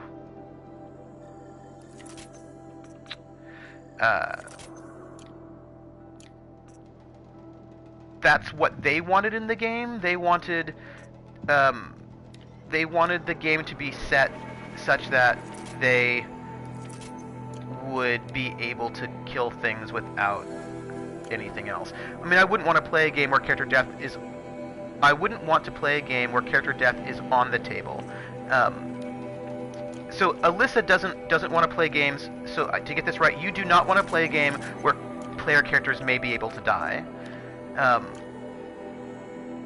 Now, there are games that I know where player characters can't die. That doesn't. Right. So you just do not want your characters to die. Now, do you want to then be able to murder all the things while you yourself can never die? That would be my question. Because that makes me uncomfortable. Where the player wants to just kill everything. And not have... like, that just makes me feel uncomfortable. Now, there are, for example, superhero games where nobody dies.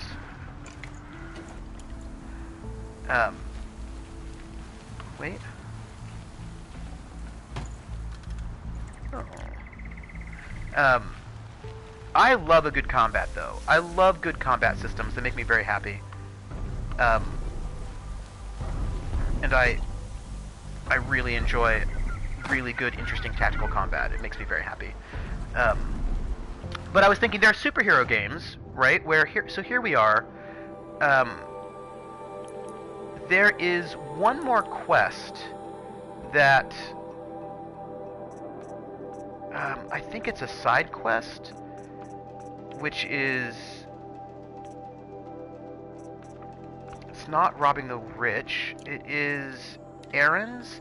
Right, so I need Ravager trophies and Sawtooth trophies.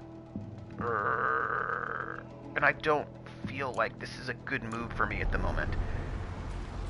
So here's what I'm gonna do, folks. I'm gonna fast travel back to a place where there may be, because I can make my way down here for some Sawtooth stuff, but I really think I need to head to a place where I can maybe heal. So let's go here. Nope. Yes, confirm. But puzzles and social encounters require more work in that most game systems come with intricate pre-written combat systems. You know, there are a lot of games, I mean, I see a lot of games wherein combat and social are done exactly the same way. Completely, like, there's no difference between, especially rules-light games. A lot of rules-light games make no distinction between combat and social interactions at all. Some crunchy things might depend, but there are a lot that will, you know, especially, I mean, if all of everything boils down to one roll, then there's really no difference between combat and social. One roll, you succeed or you don't. One roll, you know. Why am I standing on top of that? Yeah, right, so Fate, social combat, physical combat, exact same system. Clockwork Dominion is it's not super light, but there isn't a huge distinction. Like they make those systems similar. Gumshoe, same. The only separations that you track physical stress and mental stress separately, but not consequences. Yeah. So like, I think there's a lot of yeah. I see a number of games that will treat them, and not all of them are narrativist either, that will treat them exactly the same. Right now, storyteller system, some pretty heavy social conflict systems. Yeah, GURPS has got a whole social engineering supplement, which is basically a supplement just dealing with social conflict. I think I make some dinner. I'll be right back. Will there? Yes, there will be night witches. We are certainly having night witches. There have been tweets about it. It is certainly a thing that is going to happen, without a doubt.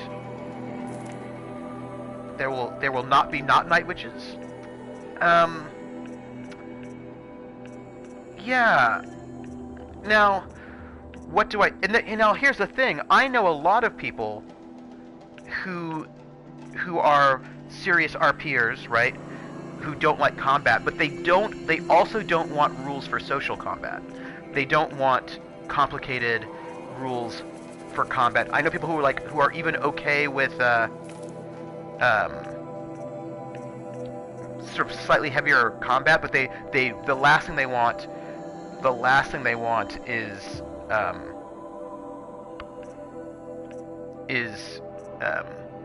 the last thing they want. Also in the Discord.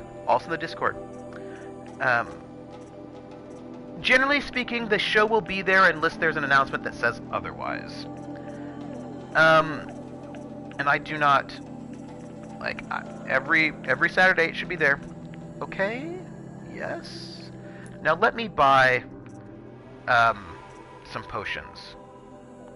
I don't have a lot, but let's see what we can do. Alright, I'm gonna need a full health potion. Let's have 5. And then let's have a health potion. Oh gosh. It makes me a little bit sad,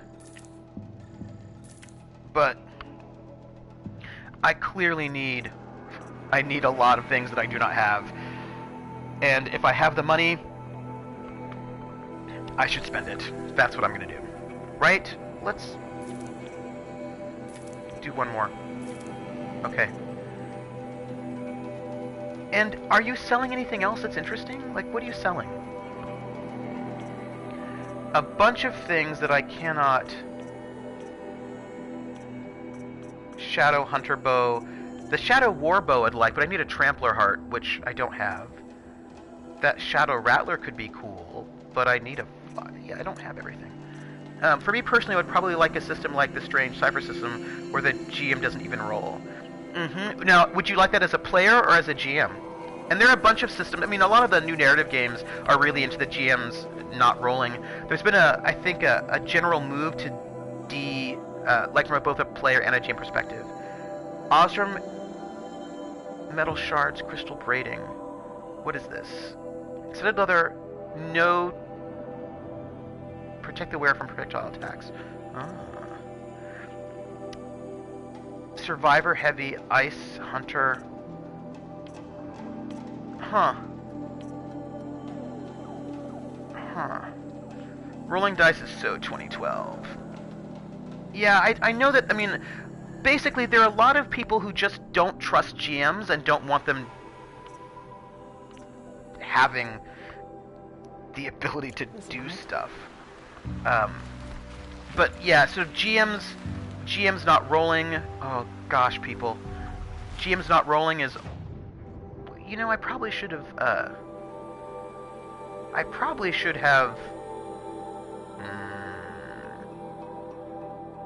Like, Galaxy Metal has given GMs a bad rap. Yeah. I think what's tricky is that there are people who really like the Gygaxian model. Like, it's not bad if that's your thing, you know?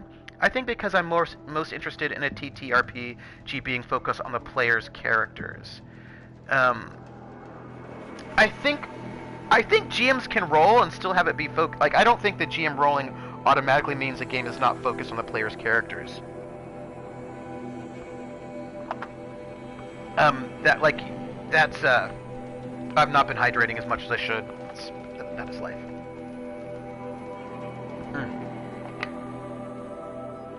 Yeah, I don't think that the GM rolling means automatically you're not focused on the player's characters.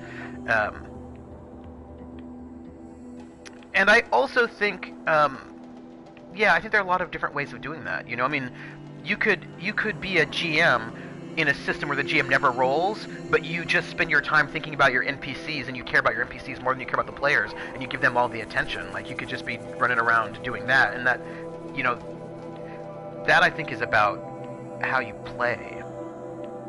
I'm gonna fast travel here, and I'm gonna see if we can kill some things over there, and maybe fill up that, so we can turn in 2 quests at once. I think that might be good. Perhaps. Hello, campfire. Oh, there's a boar, and I'm going to kill it while I'm in the area. Just because if I'm here, I might as well get some fatty meat.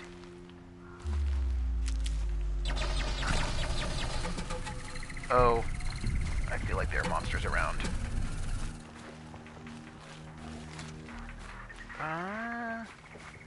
Yeah, so I do think that some of that is, thanks to a Twitter meme, my next character is going to be a giant lost mad maggot scholar.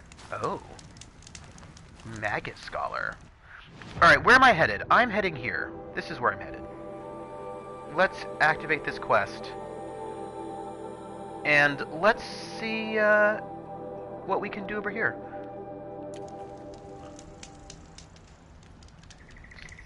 Is this, yeah, let's go this way. Let's see what we can do.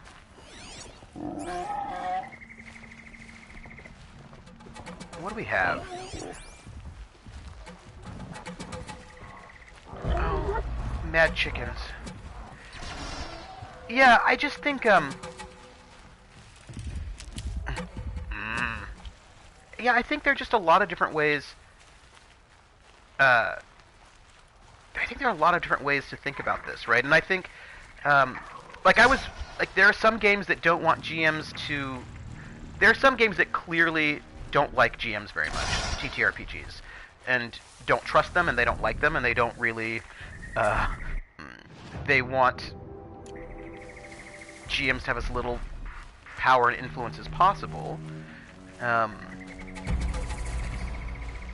Is it a giant scholar of the lost mad maggots? Is it a giant lost scholar of mad maggots? Etc. What do you think about the target number, Alyssa? Should the GM be able to declare difficulty, or should that be baked into the system? The queue system hates GMs so much it said, fuck it, all players are GMs. Or maybe no players are GMs. And again, like, I don't think it, you know, doesn't have to be that way. But there's some systems that, like, you know, a scholar of giant lost mad maggots. So, I need, a stealthy place is what I need. Okay, what do we have here? These are sawtooths, and I think I might be able to,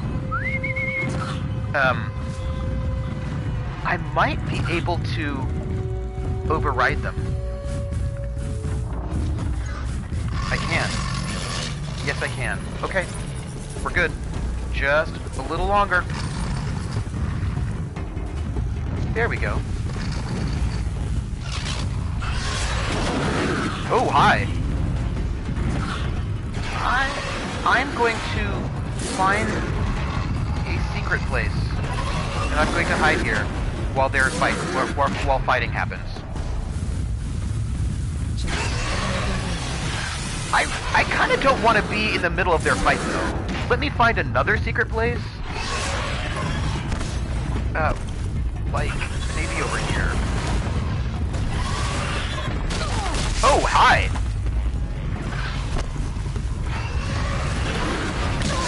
Oh my goodness! Hi, friends. Lost and mad for Trooper. Like, there's a fight going on, and I would prefer not to be involved in it. I mean, that's...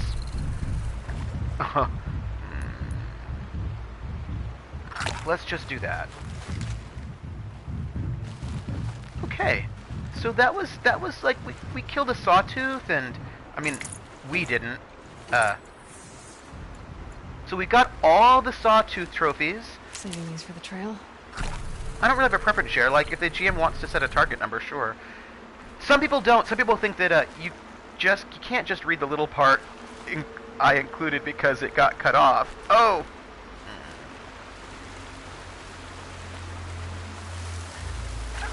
Okay. So I was, and I know that there are people who don't want GM setting target numbers because they don't trust GMs. They want all that to be preset, right? I mean, so some questions like, do you want GMs to have discretion to do things, or do you not want them to have discretion to do things? Do you think that GMs having that discretion is bad? Oh, useful. Or not? I mean, there are different schools of thought on this one. And, that's weird to me. Why would you be in a game with a DM if you don't trust them?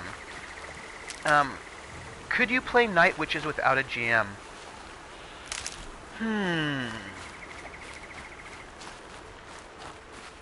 Yes, I think you could play Night Witches without a GM. Well, the thing about Night Witches is that it does have rules for rotating GMs, right? So, by the setup, it is made so that you can switch GMs. You don't have to, right? Like, it's not a requirement. But there are optional rules to switch duty stations, switch GMs every duty station. So, the GM itself, there's a corrupted zone here, and I don't think I am excited about that. Because I feel like that's a higher level corrupted zone than I can do right now. So I think that I shouldn't. Like, for me, the purpose of a GM is to put the foundation of a story together and to facilitate it.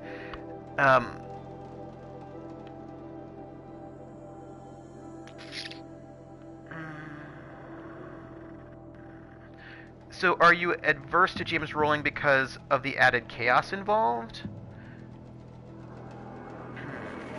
It's a good question. What is this? Ravager trophies? Ravager trophies. Oh, so the Ravagers are kind of far away from where we're at right now. So if I wanted to get those Ravager trophies, I'd have to... I don't know if I want to leave this area right now. I mean, there's a lot of stuff around that seems interesting. You know what? I'm right here by the corrupted zone, although... Yeah, let's do it. Let's try it. Is this game big just for the sake of being big? You know everyone's into the open world. You know how they are. Let's see if we can maybe look at all the wildlife. I kind of hate open worlds because you don't... I have feelings about open worlds. I like them if they're done well. But I think that open worlds are often not done well. Hardy little plant. You'll help. I think they often aren't done well. I think I'm kind of just adverse to GMs rolling because of bad experiences with GMs rolling when players are rolling. See, that a lot of people don't want GMs rolling because they fundamentally don't want GMs having that any kind of power over a situation. Like they don't like the idea of GMs having authority and influence, and that is, you know, that is a choice. This is where I'm going. Over here. You know, some people just don't want GMs. Yeah. I also think that if what the players want is to win and not lose, and they do not want there to be any chance of losing, then we should just not pretend that that's what we're doing. If what the players want is to just win,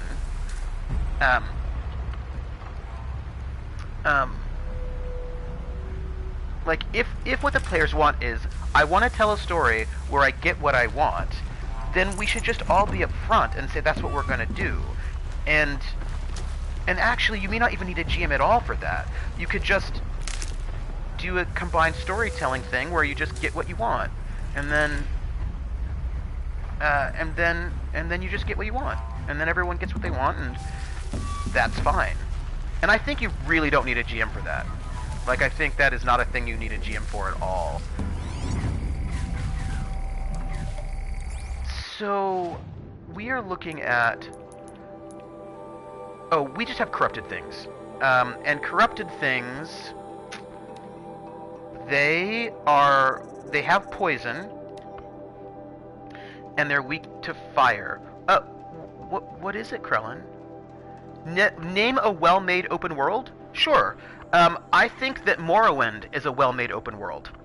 I think that did open world really well. And I think the reason why it did it, I mean, manner of speaking, Good Size was my favorite show rule set. Yeah, see, this is what I'm saying. I think that, Kremlin, oh, that's right, you don't like Morrowind. I like Morrowind. I think that it did open world really well. I don't know how I feel about Assassin's Creed. Maybe. I think that Morrowind does open world way better than Oblivion, and also Fallout 3. I mailed Morrowind to Canada at my expense. Yeah, Kremlin really doesn't like Morrowind. Okay, so I am here, and I need to, I think, change my weapons. I think I need to put in the Shadow Tripcaster,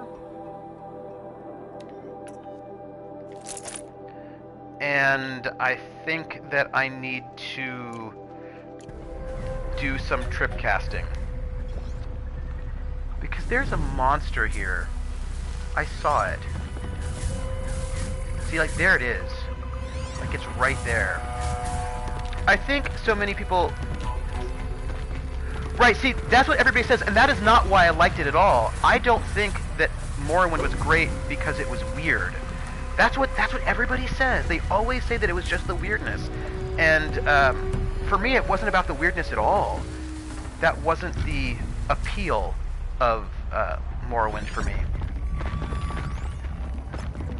Like, that was not it. I feel like open world games are diluted experiences. What do I need? We'll do this. And that from a development effort standpoint, it's more effort efficient to make a very good linear game than a very mediocre open world game. I think that if you're going to do,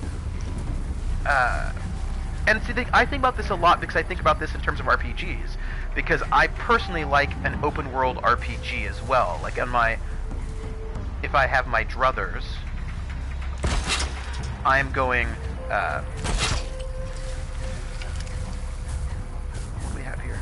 Let's get this over with. And then, let's do this.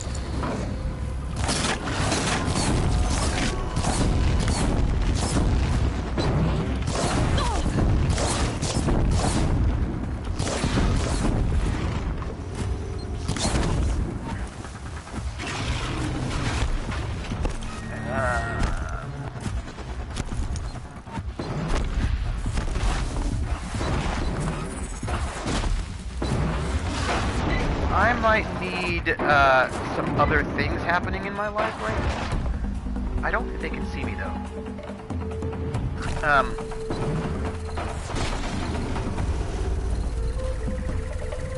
Let's see. I would like more of that. Ooh, hi. Ouch. I also should probably do this, and I should probably also maybe also do that. And then maybe also do this. And then maybe also do oh my goodness.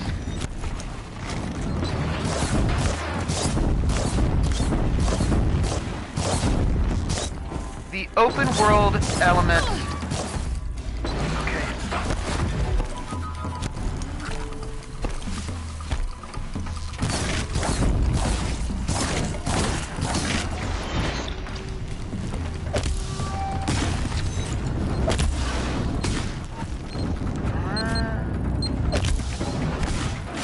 I haven't played, and I only follow Lawrence playthrough. The open world bounce was probably its weakest parts.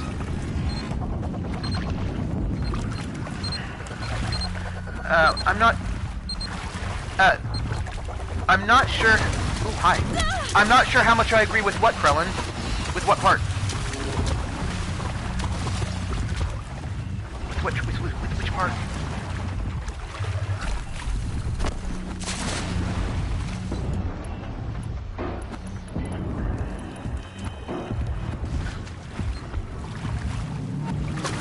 It's an open world in the sense that you can decide what part of the map you go to for a mission. I need to... Oh, oh. Uh-huh. I see. Thank you for the info.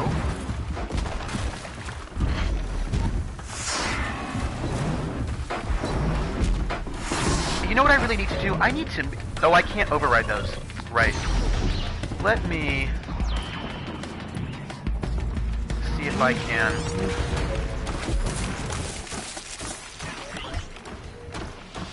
Oh, I didn't even know that was a thing. Does going to different places actually affect missions?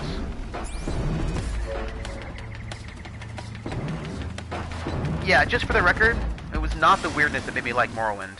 It was the way in which they crafted the story through the open world, which I thought was really good, and the world building itself, which I also thought was really, really good.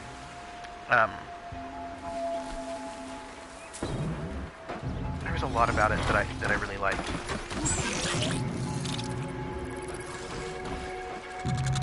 Let me just kill you. Oh, no, wait, come back. So a system might have only one desert biome, a difficulty of 2-5. Yeah, so I mean, I thought a lot about open world and the ways in which one can do open worlds really well. But I think a lot of times they just don't. They don't have any.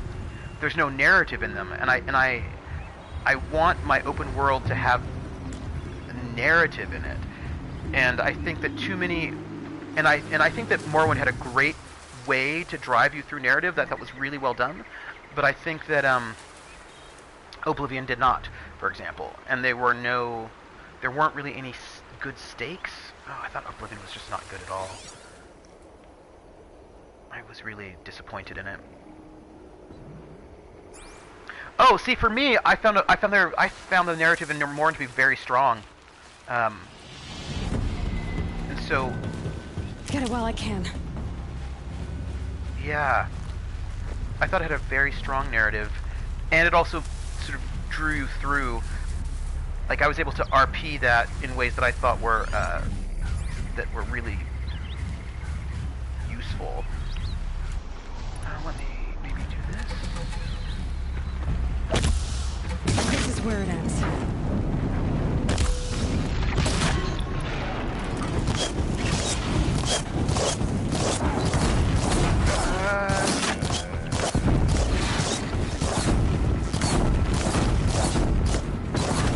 And if you can get it. There we go. Whew. Let's see. There's no information whatsoever. Excuse me. One moment. I've got a bit of a problem. Give me a second.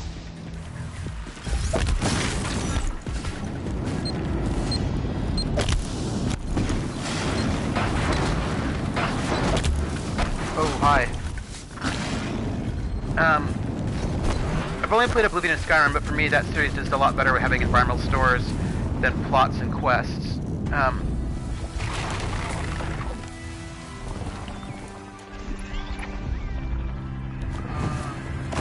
Give me a second. Hold on. Trooper, you really need to stop streaming intense combat games with people. I want to tell you. Oh my gosh, hold on. I want to have these conversations with you, and I'm like, you're in my way. Oh my goodness.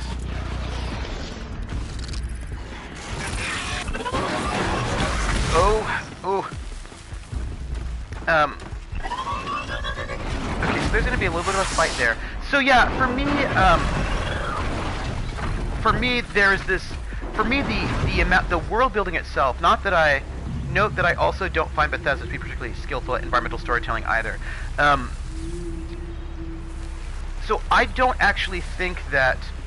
I'd have to leave something else behind. Actually, Bethesda in general, going into places in Fallout 3, 4, and being like, "What awful thing happened here?" was my favorite part.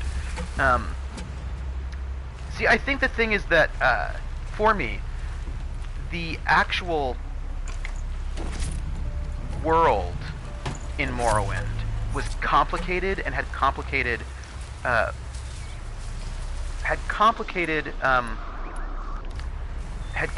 consequences. Like, it was not, the world itself had a lot of complicated politics happening in it, and those politics meant that there were a lot of really difficult choices that I had to make as a person when I was going through that game. Oh no, the environmental story in Fallout 4 was super shallow, but the best part that Bethesda did. I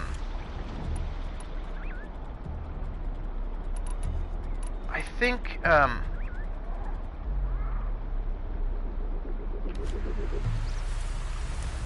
okay. So actually, let me see if maybe I can do this. I think it's gonna hit my thing. But the gunplay in 4 was good, but that was ID.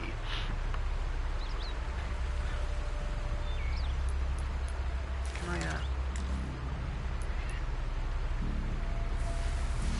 I never finished Fallout 1.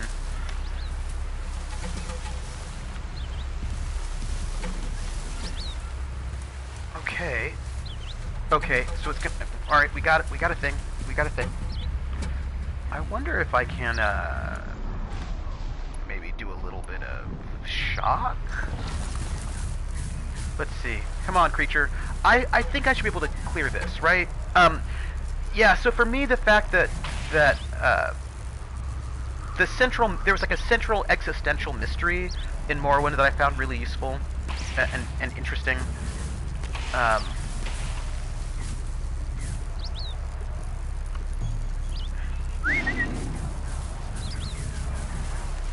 Come over here.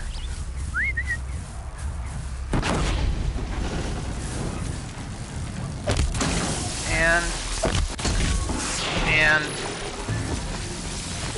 critical hit. Back out. Just a lot of shooting you with arrows.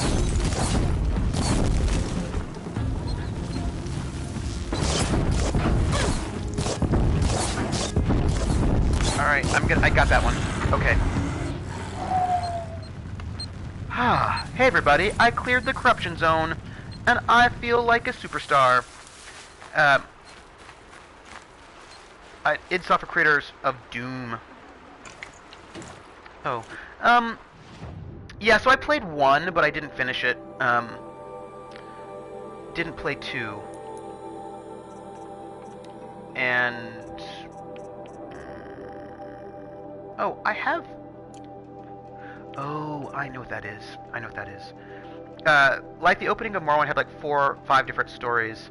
Yeah, people also tell me that it was so much better in 1 and 2, but honestly couldn't figure out how Fallout 1 even worked. I mean, I still have it.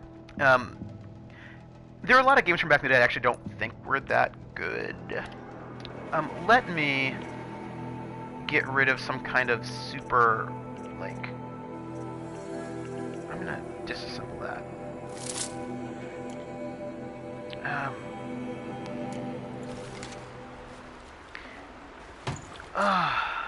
Okay.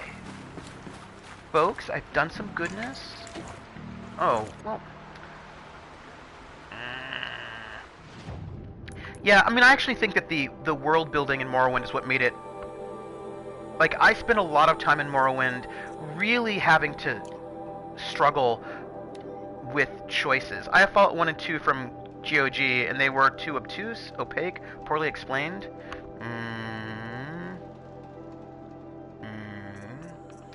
Not... I don't know what you're talking about, Jer. I got to a point where I was told to make a name for myself with the guilds. Let's disassemble that. And let's disassemble that. With the guilds, and that's where you got cut off. Okay. I'm going to just clear up. They're from back in the day when they expected you to read the manuals, weren't they? If there's a manual, I'm going to read it. I enjoy reading manuals. You know.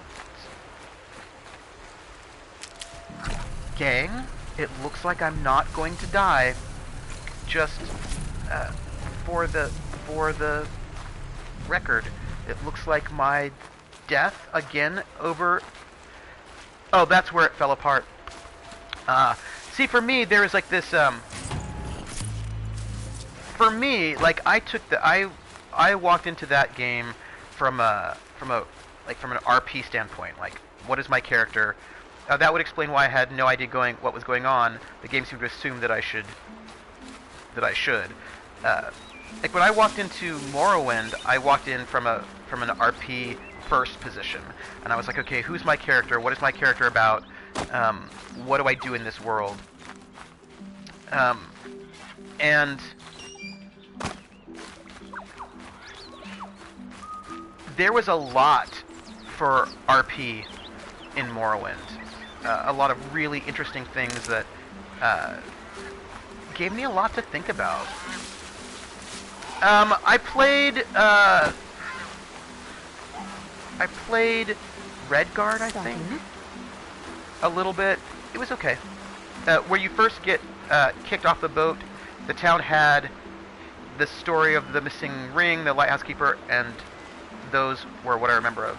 Yeah, I do, but I didn't read it because I forgot they used to be important. Because there was nothing for me to put my character identity on, I had no idea what anything was.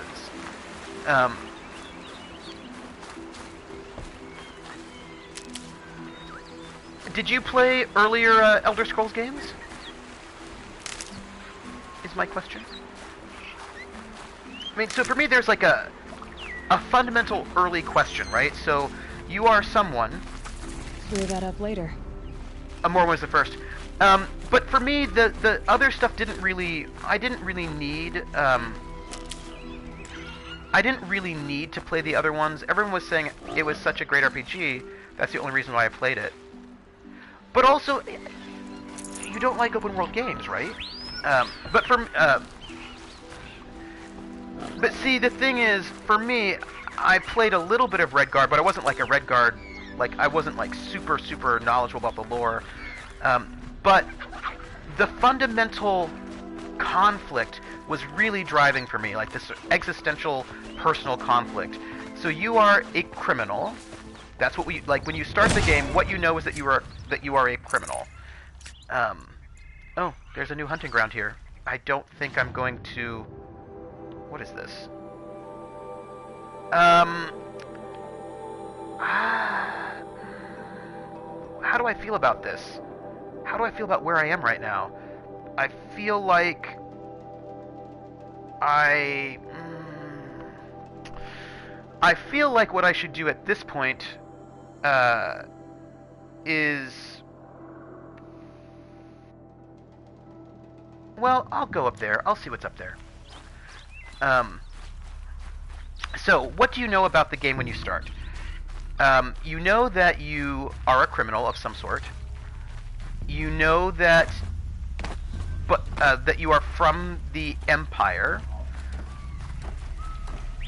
You know that... Hello. So you know you're a criminal. You know that you are from the Empire. You know that for some reason, I think like the first thing you decide in Morrowind is your race, right? Isn't it? Like, well, no, I think the first thing you know is that you're a criminal. And then you do, yeah. But so what do you know? You know that there's an empire. You know that you're a criminal. You know that you have been, pardon me.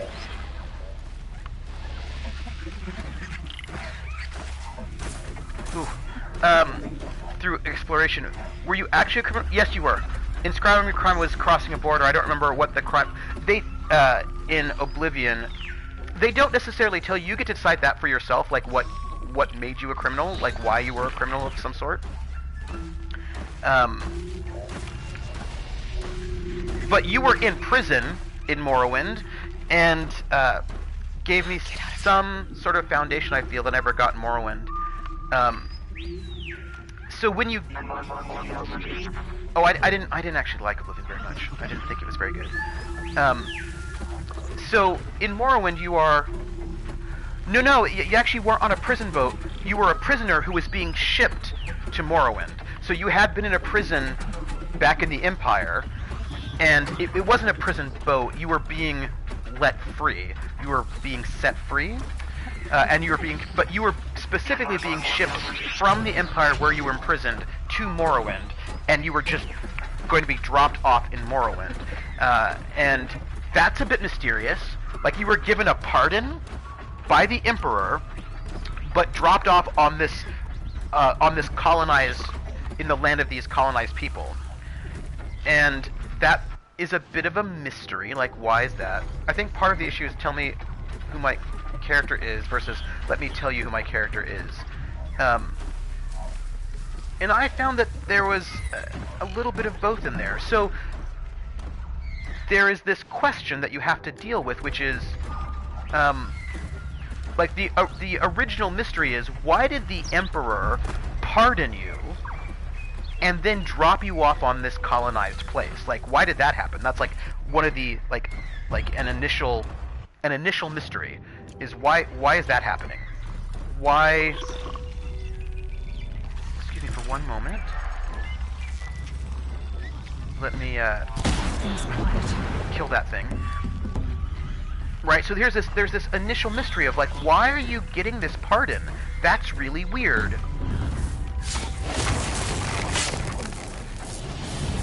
Oh, poor choice. Poor choices. Poor choices. Fine. And more poor choices. It's cool. Don't even worry about it. I don't even know what's happening. Poor choices. It's happening. You know what? I just want to, but I had no knowledge whatsoever that... See, the thing is, I didn't have deep knowledge of it either. I mean, I didn't have deep knowledge of my. I played a little bit of Redguard, which was not set in Morrowind at all, so I didn't know a lot of those details at all, but I was still able to make, because there's still, at the very moment, there is still this mystery of, why are you being, if you don't know anything about the world, there's still the question is, why are you being pardoned by the Emperor and sent to Morrowind? And you as a character don't know the answer to that question. So that's a question. And then when you arrive, you are told you should go to this place to meet this sort of basically Imperial agent. So I start with this sort of mystery of why did this happen? Why have I been sent to this place? One moment, excuse me. I've got a bit of a thing to deal with right now.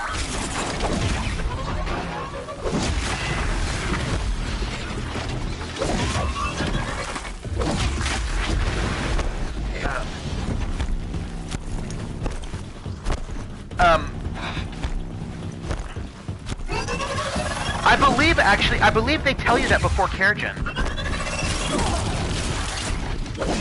And in Kerrigan, I think mostly you're just sort of dealing with, oh,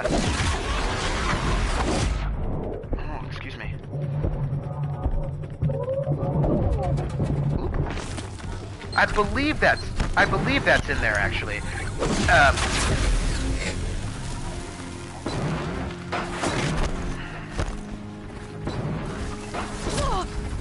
Oh no, you can see me. I need to maybe not get killed by these things?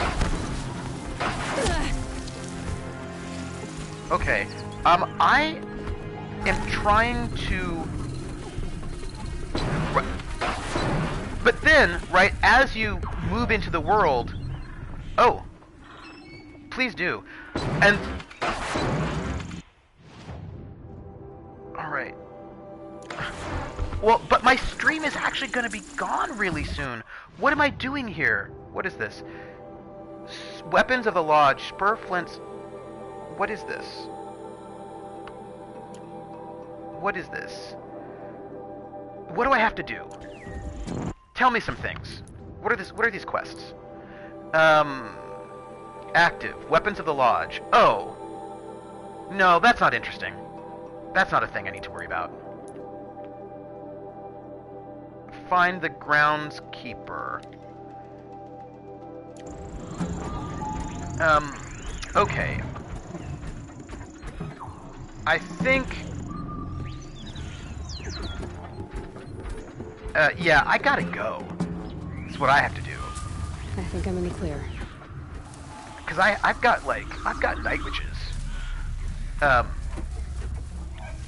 like, I don't get to hang out. I got things to do. Come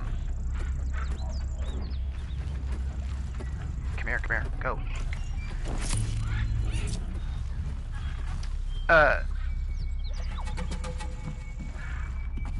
So for me, what I found so powerful and interesting is that These aren't cheap. well, but the thing, of course, is that there's a lot more. I have to eat. Oh gosh, I do.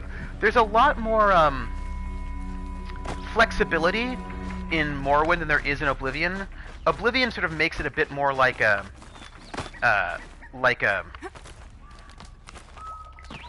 more class-based. Like, you don't, like, you're pretty... There's a lot of flexibility there that there might not be in other spaces. Let's quick save. And as you go on, the kinds of politics and real big conundrum is really interesting, right? So it turns out that you have the same characteristics as, like, their like, and you just didn't really have classes. So in Morrowind, you learn pretty early on that you have the exact same characteristics of the chosen people of these colonized, of the Dunmer who've been colonized. And there's a prophecy of a chosen one, and the prophecy's pretty vague. It's like, you have to be born under this star, and blah, blah, blah, blah. And you just happen to also have the same characteristics of that fairly vague prophecy. And the Empire sent you there, and they want you to work with them doing stuff, and there's this real big question then, like, am I just a cat's paw of the Empire? And if I am a cat's paw of the Empire, like, what do I feel about that? And you're sitting here in this space with these people who are colonized, who are sort of holding out, trying to keep onto their culture as much as they can, and hate the Empire. And then you are a representative of the Empire, but maybe like my character doesn't like the Empire either, because I was imprisoned by them, you know? And so the people of Morrowind don't trust you, and there's this really complicated relationship with them, but then you have this complicated relationship with the Empire who's let you free, and the ways in which that developed was really deep for me, and I really struggled a lot with what do I do in this situation. As I moved on, and that ended up being a really deep story for me. And I spent a lot of time thinking about the ethics and the ethics of colonization and cultural heritage. And it was like a thing, and it was like one of the deeper things I've ever experienced in a game. And I really struggled with a lot of the choices. It was not easy. It was really rough. And I really appreciated the fact that, unlike Oblivion, you couldn't get everything you wanted in Morrowind. You couldn't be the #1 top dog of all of the things. There are many, like, you couldn't be the head of the Mages Guild and the head of the Fighters Guild, whereas in Oblivion you could just be the head of everything. That there were some things that, like, and you couldn't be the head of the that you had to really make these choices about where you were going to align yourself and what that was going to mean for you. I would have been in middle school during Morrowind. All of the Kalima stuff would have went right through over my head. Yeah, and for me it was a very like, there was a lot, because the Dunmer are colonized people, and they're being pressed, right? And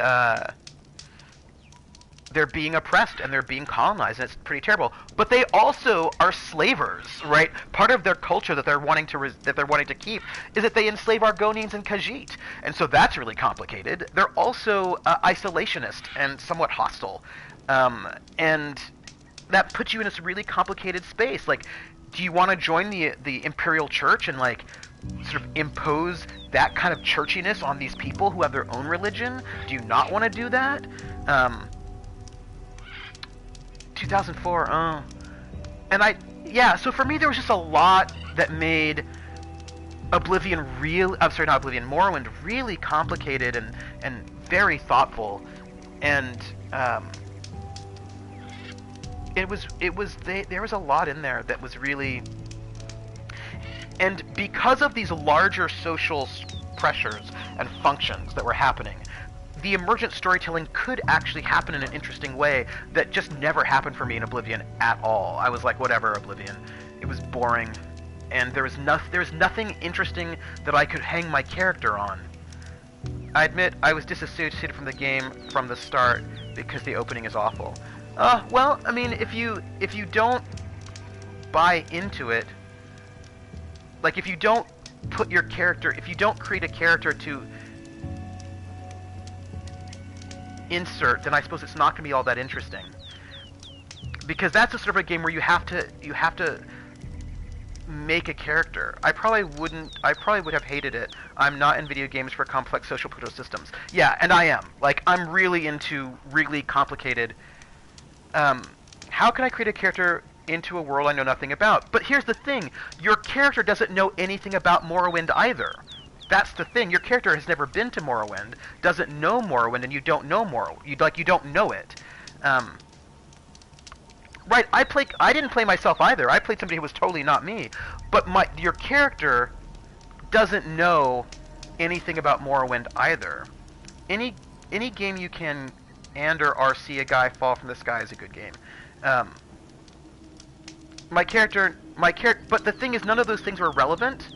Right, you might know things about Tamriel, your character might, but they're not relevant to that moment, and you can learn them as you go on. You can figure out more about those things as it happens. Because some of those big choices you don't have to make yet, in the beginning yet. right? So like I was like, okay, this is a fantasy game.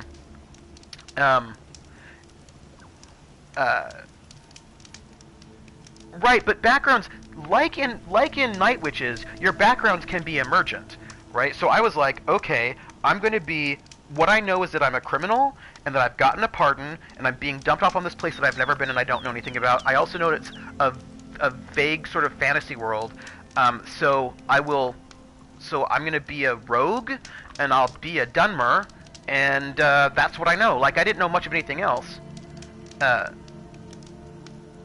I got that real fast. I don't know. Jer remembers it as well. I don't know why both Jer and I both remember a pardon. But I remember that being... I remember a discussion with somebody saying that we're getting a pardon. And that might have been once we got off the boat. But what I did know, I was a prisoner. And I know I was being dropped off in a place that I had never been to and I didn't know about, because my character didn't know about it either.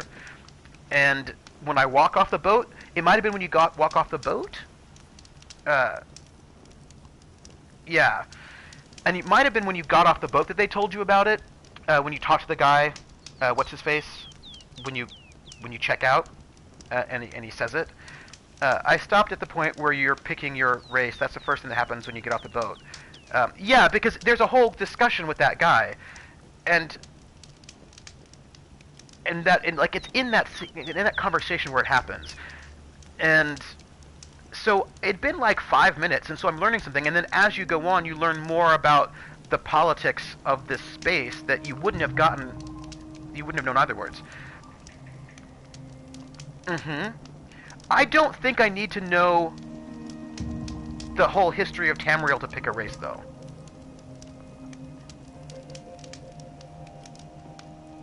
Yeah.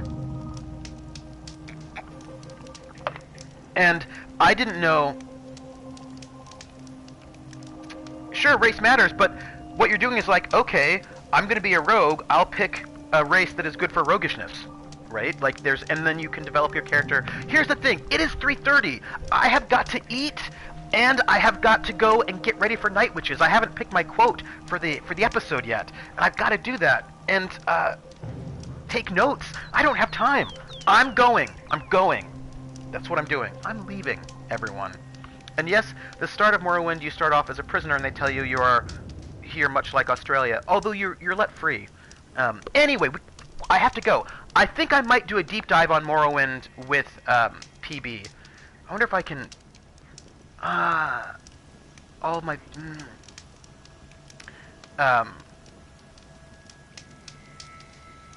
Yeah. So, here's the thing. I feel like I have to go. I wonder if I can play Morrowind on my Mac. There will not be more Morrowind discussions during Night Witches. There will not be. But I might be doing a deep dive on Morrowind with Pumpkinberry. But not on Night Witches. Because I've got a lot. We got so much to do. I've got to go. I've got to go, everybody. Thank you for being here. I'm Trooper SJP. This is the academic... I know, I just want to hang out and talk with you all. I do. This is the Academic Foxhole. We have a Discord, and you can type in the command and join us in the Discord. We're very friendly. But big thing is that at 6 p.m. Eastern Time, so in 2.5 hours... no, here's the thing, Kremlin, you don't have to like it. You can think it's awful. And... you can, like, I imagine that you will never like Morrowind, and you don't have to like it. I like it, and I think it's very good, but what I think is good is probably not what you think is good, and that is okay. Just because I like it doesn't mean you have to like it. I think it's really great and brilliant, and not because it's weird. I think it's great and brilliant because I think it's politics. The social political construction is amazing, and I think the way that the character goes through that game is amazing, and it is a very strong influence on how I GM sandbox games. But you don't have to like it. That's it. You can hate it. You can think it's the worst thing ever, and it is okay. And like, I'm okay with that. You can just think it's the worst, and like that is life. But At 6 p.m. Eastern Time, 3 p.m. Pacific, I will be GMing Night Witches on Geek Space TV, Twitch. It's a role-playing game about Soviet airwomen in World War II, and you should totally come and watch it because it's pretty awesome. And I'm pretty sure I'll be streaming next Thursday, Where the Water Tastes Like Wine. Hopefully we can push some people's stories forward. And I will not be streaming Horizon Zero Dawn next Saturday because I will be giving a paper in Ithaca. But I will be streaming Night Witches next Saturday. So that's it. I gotta go eat some food. You all have been wonderful. Thanks for being here, everyone, and I will catch you on the flip side. Bye, everybody!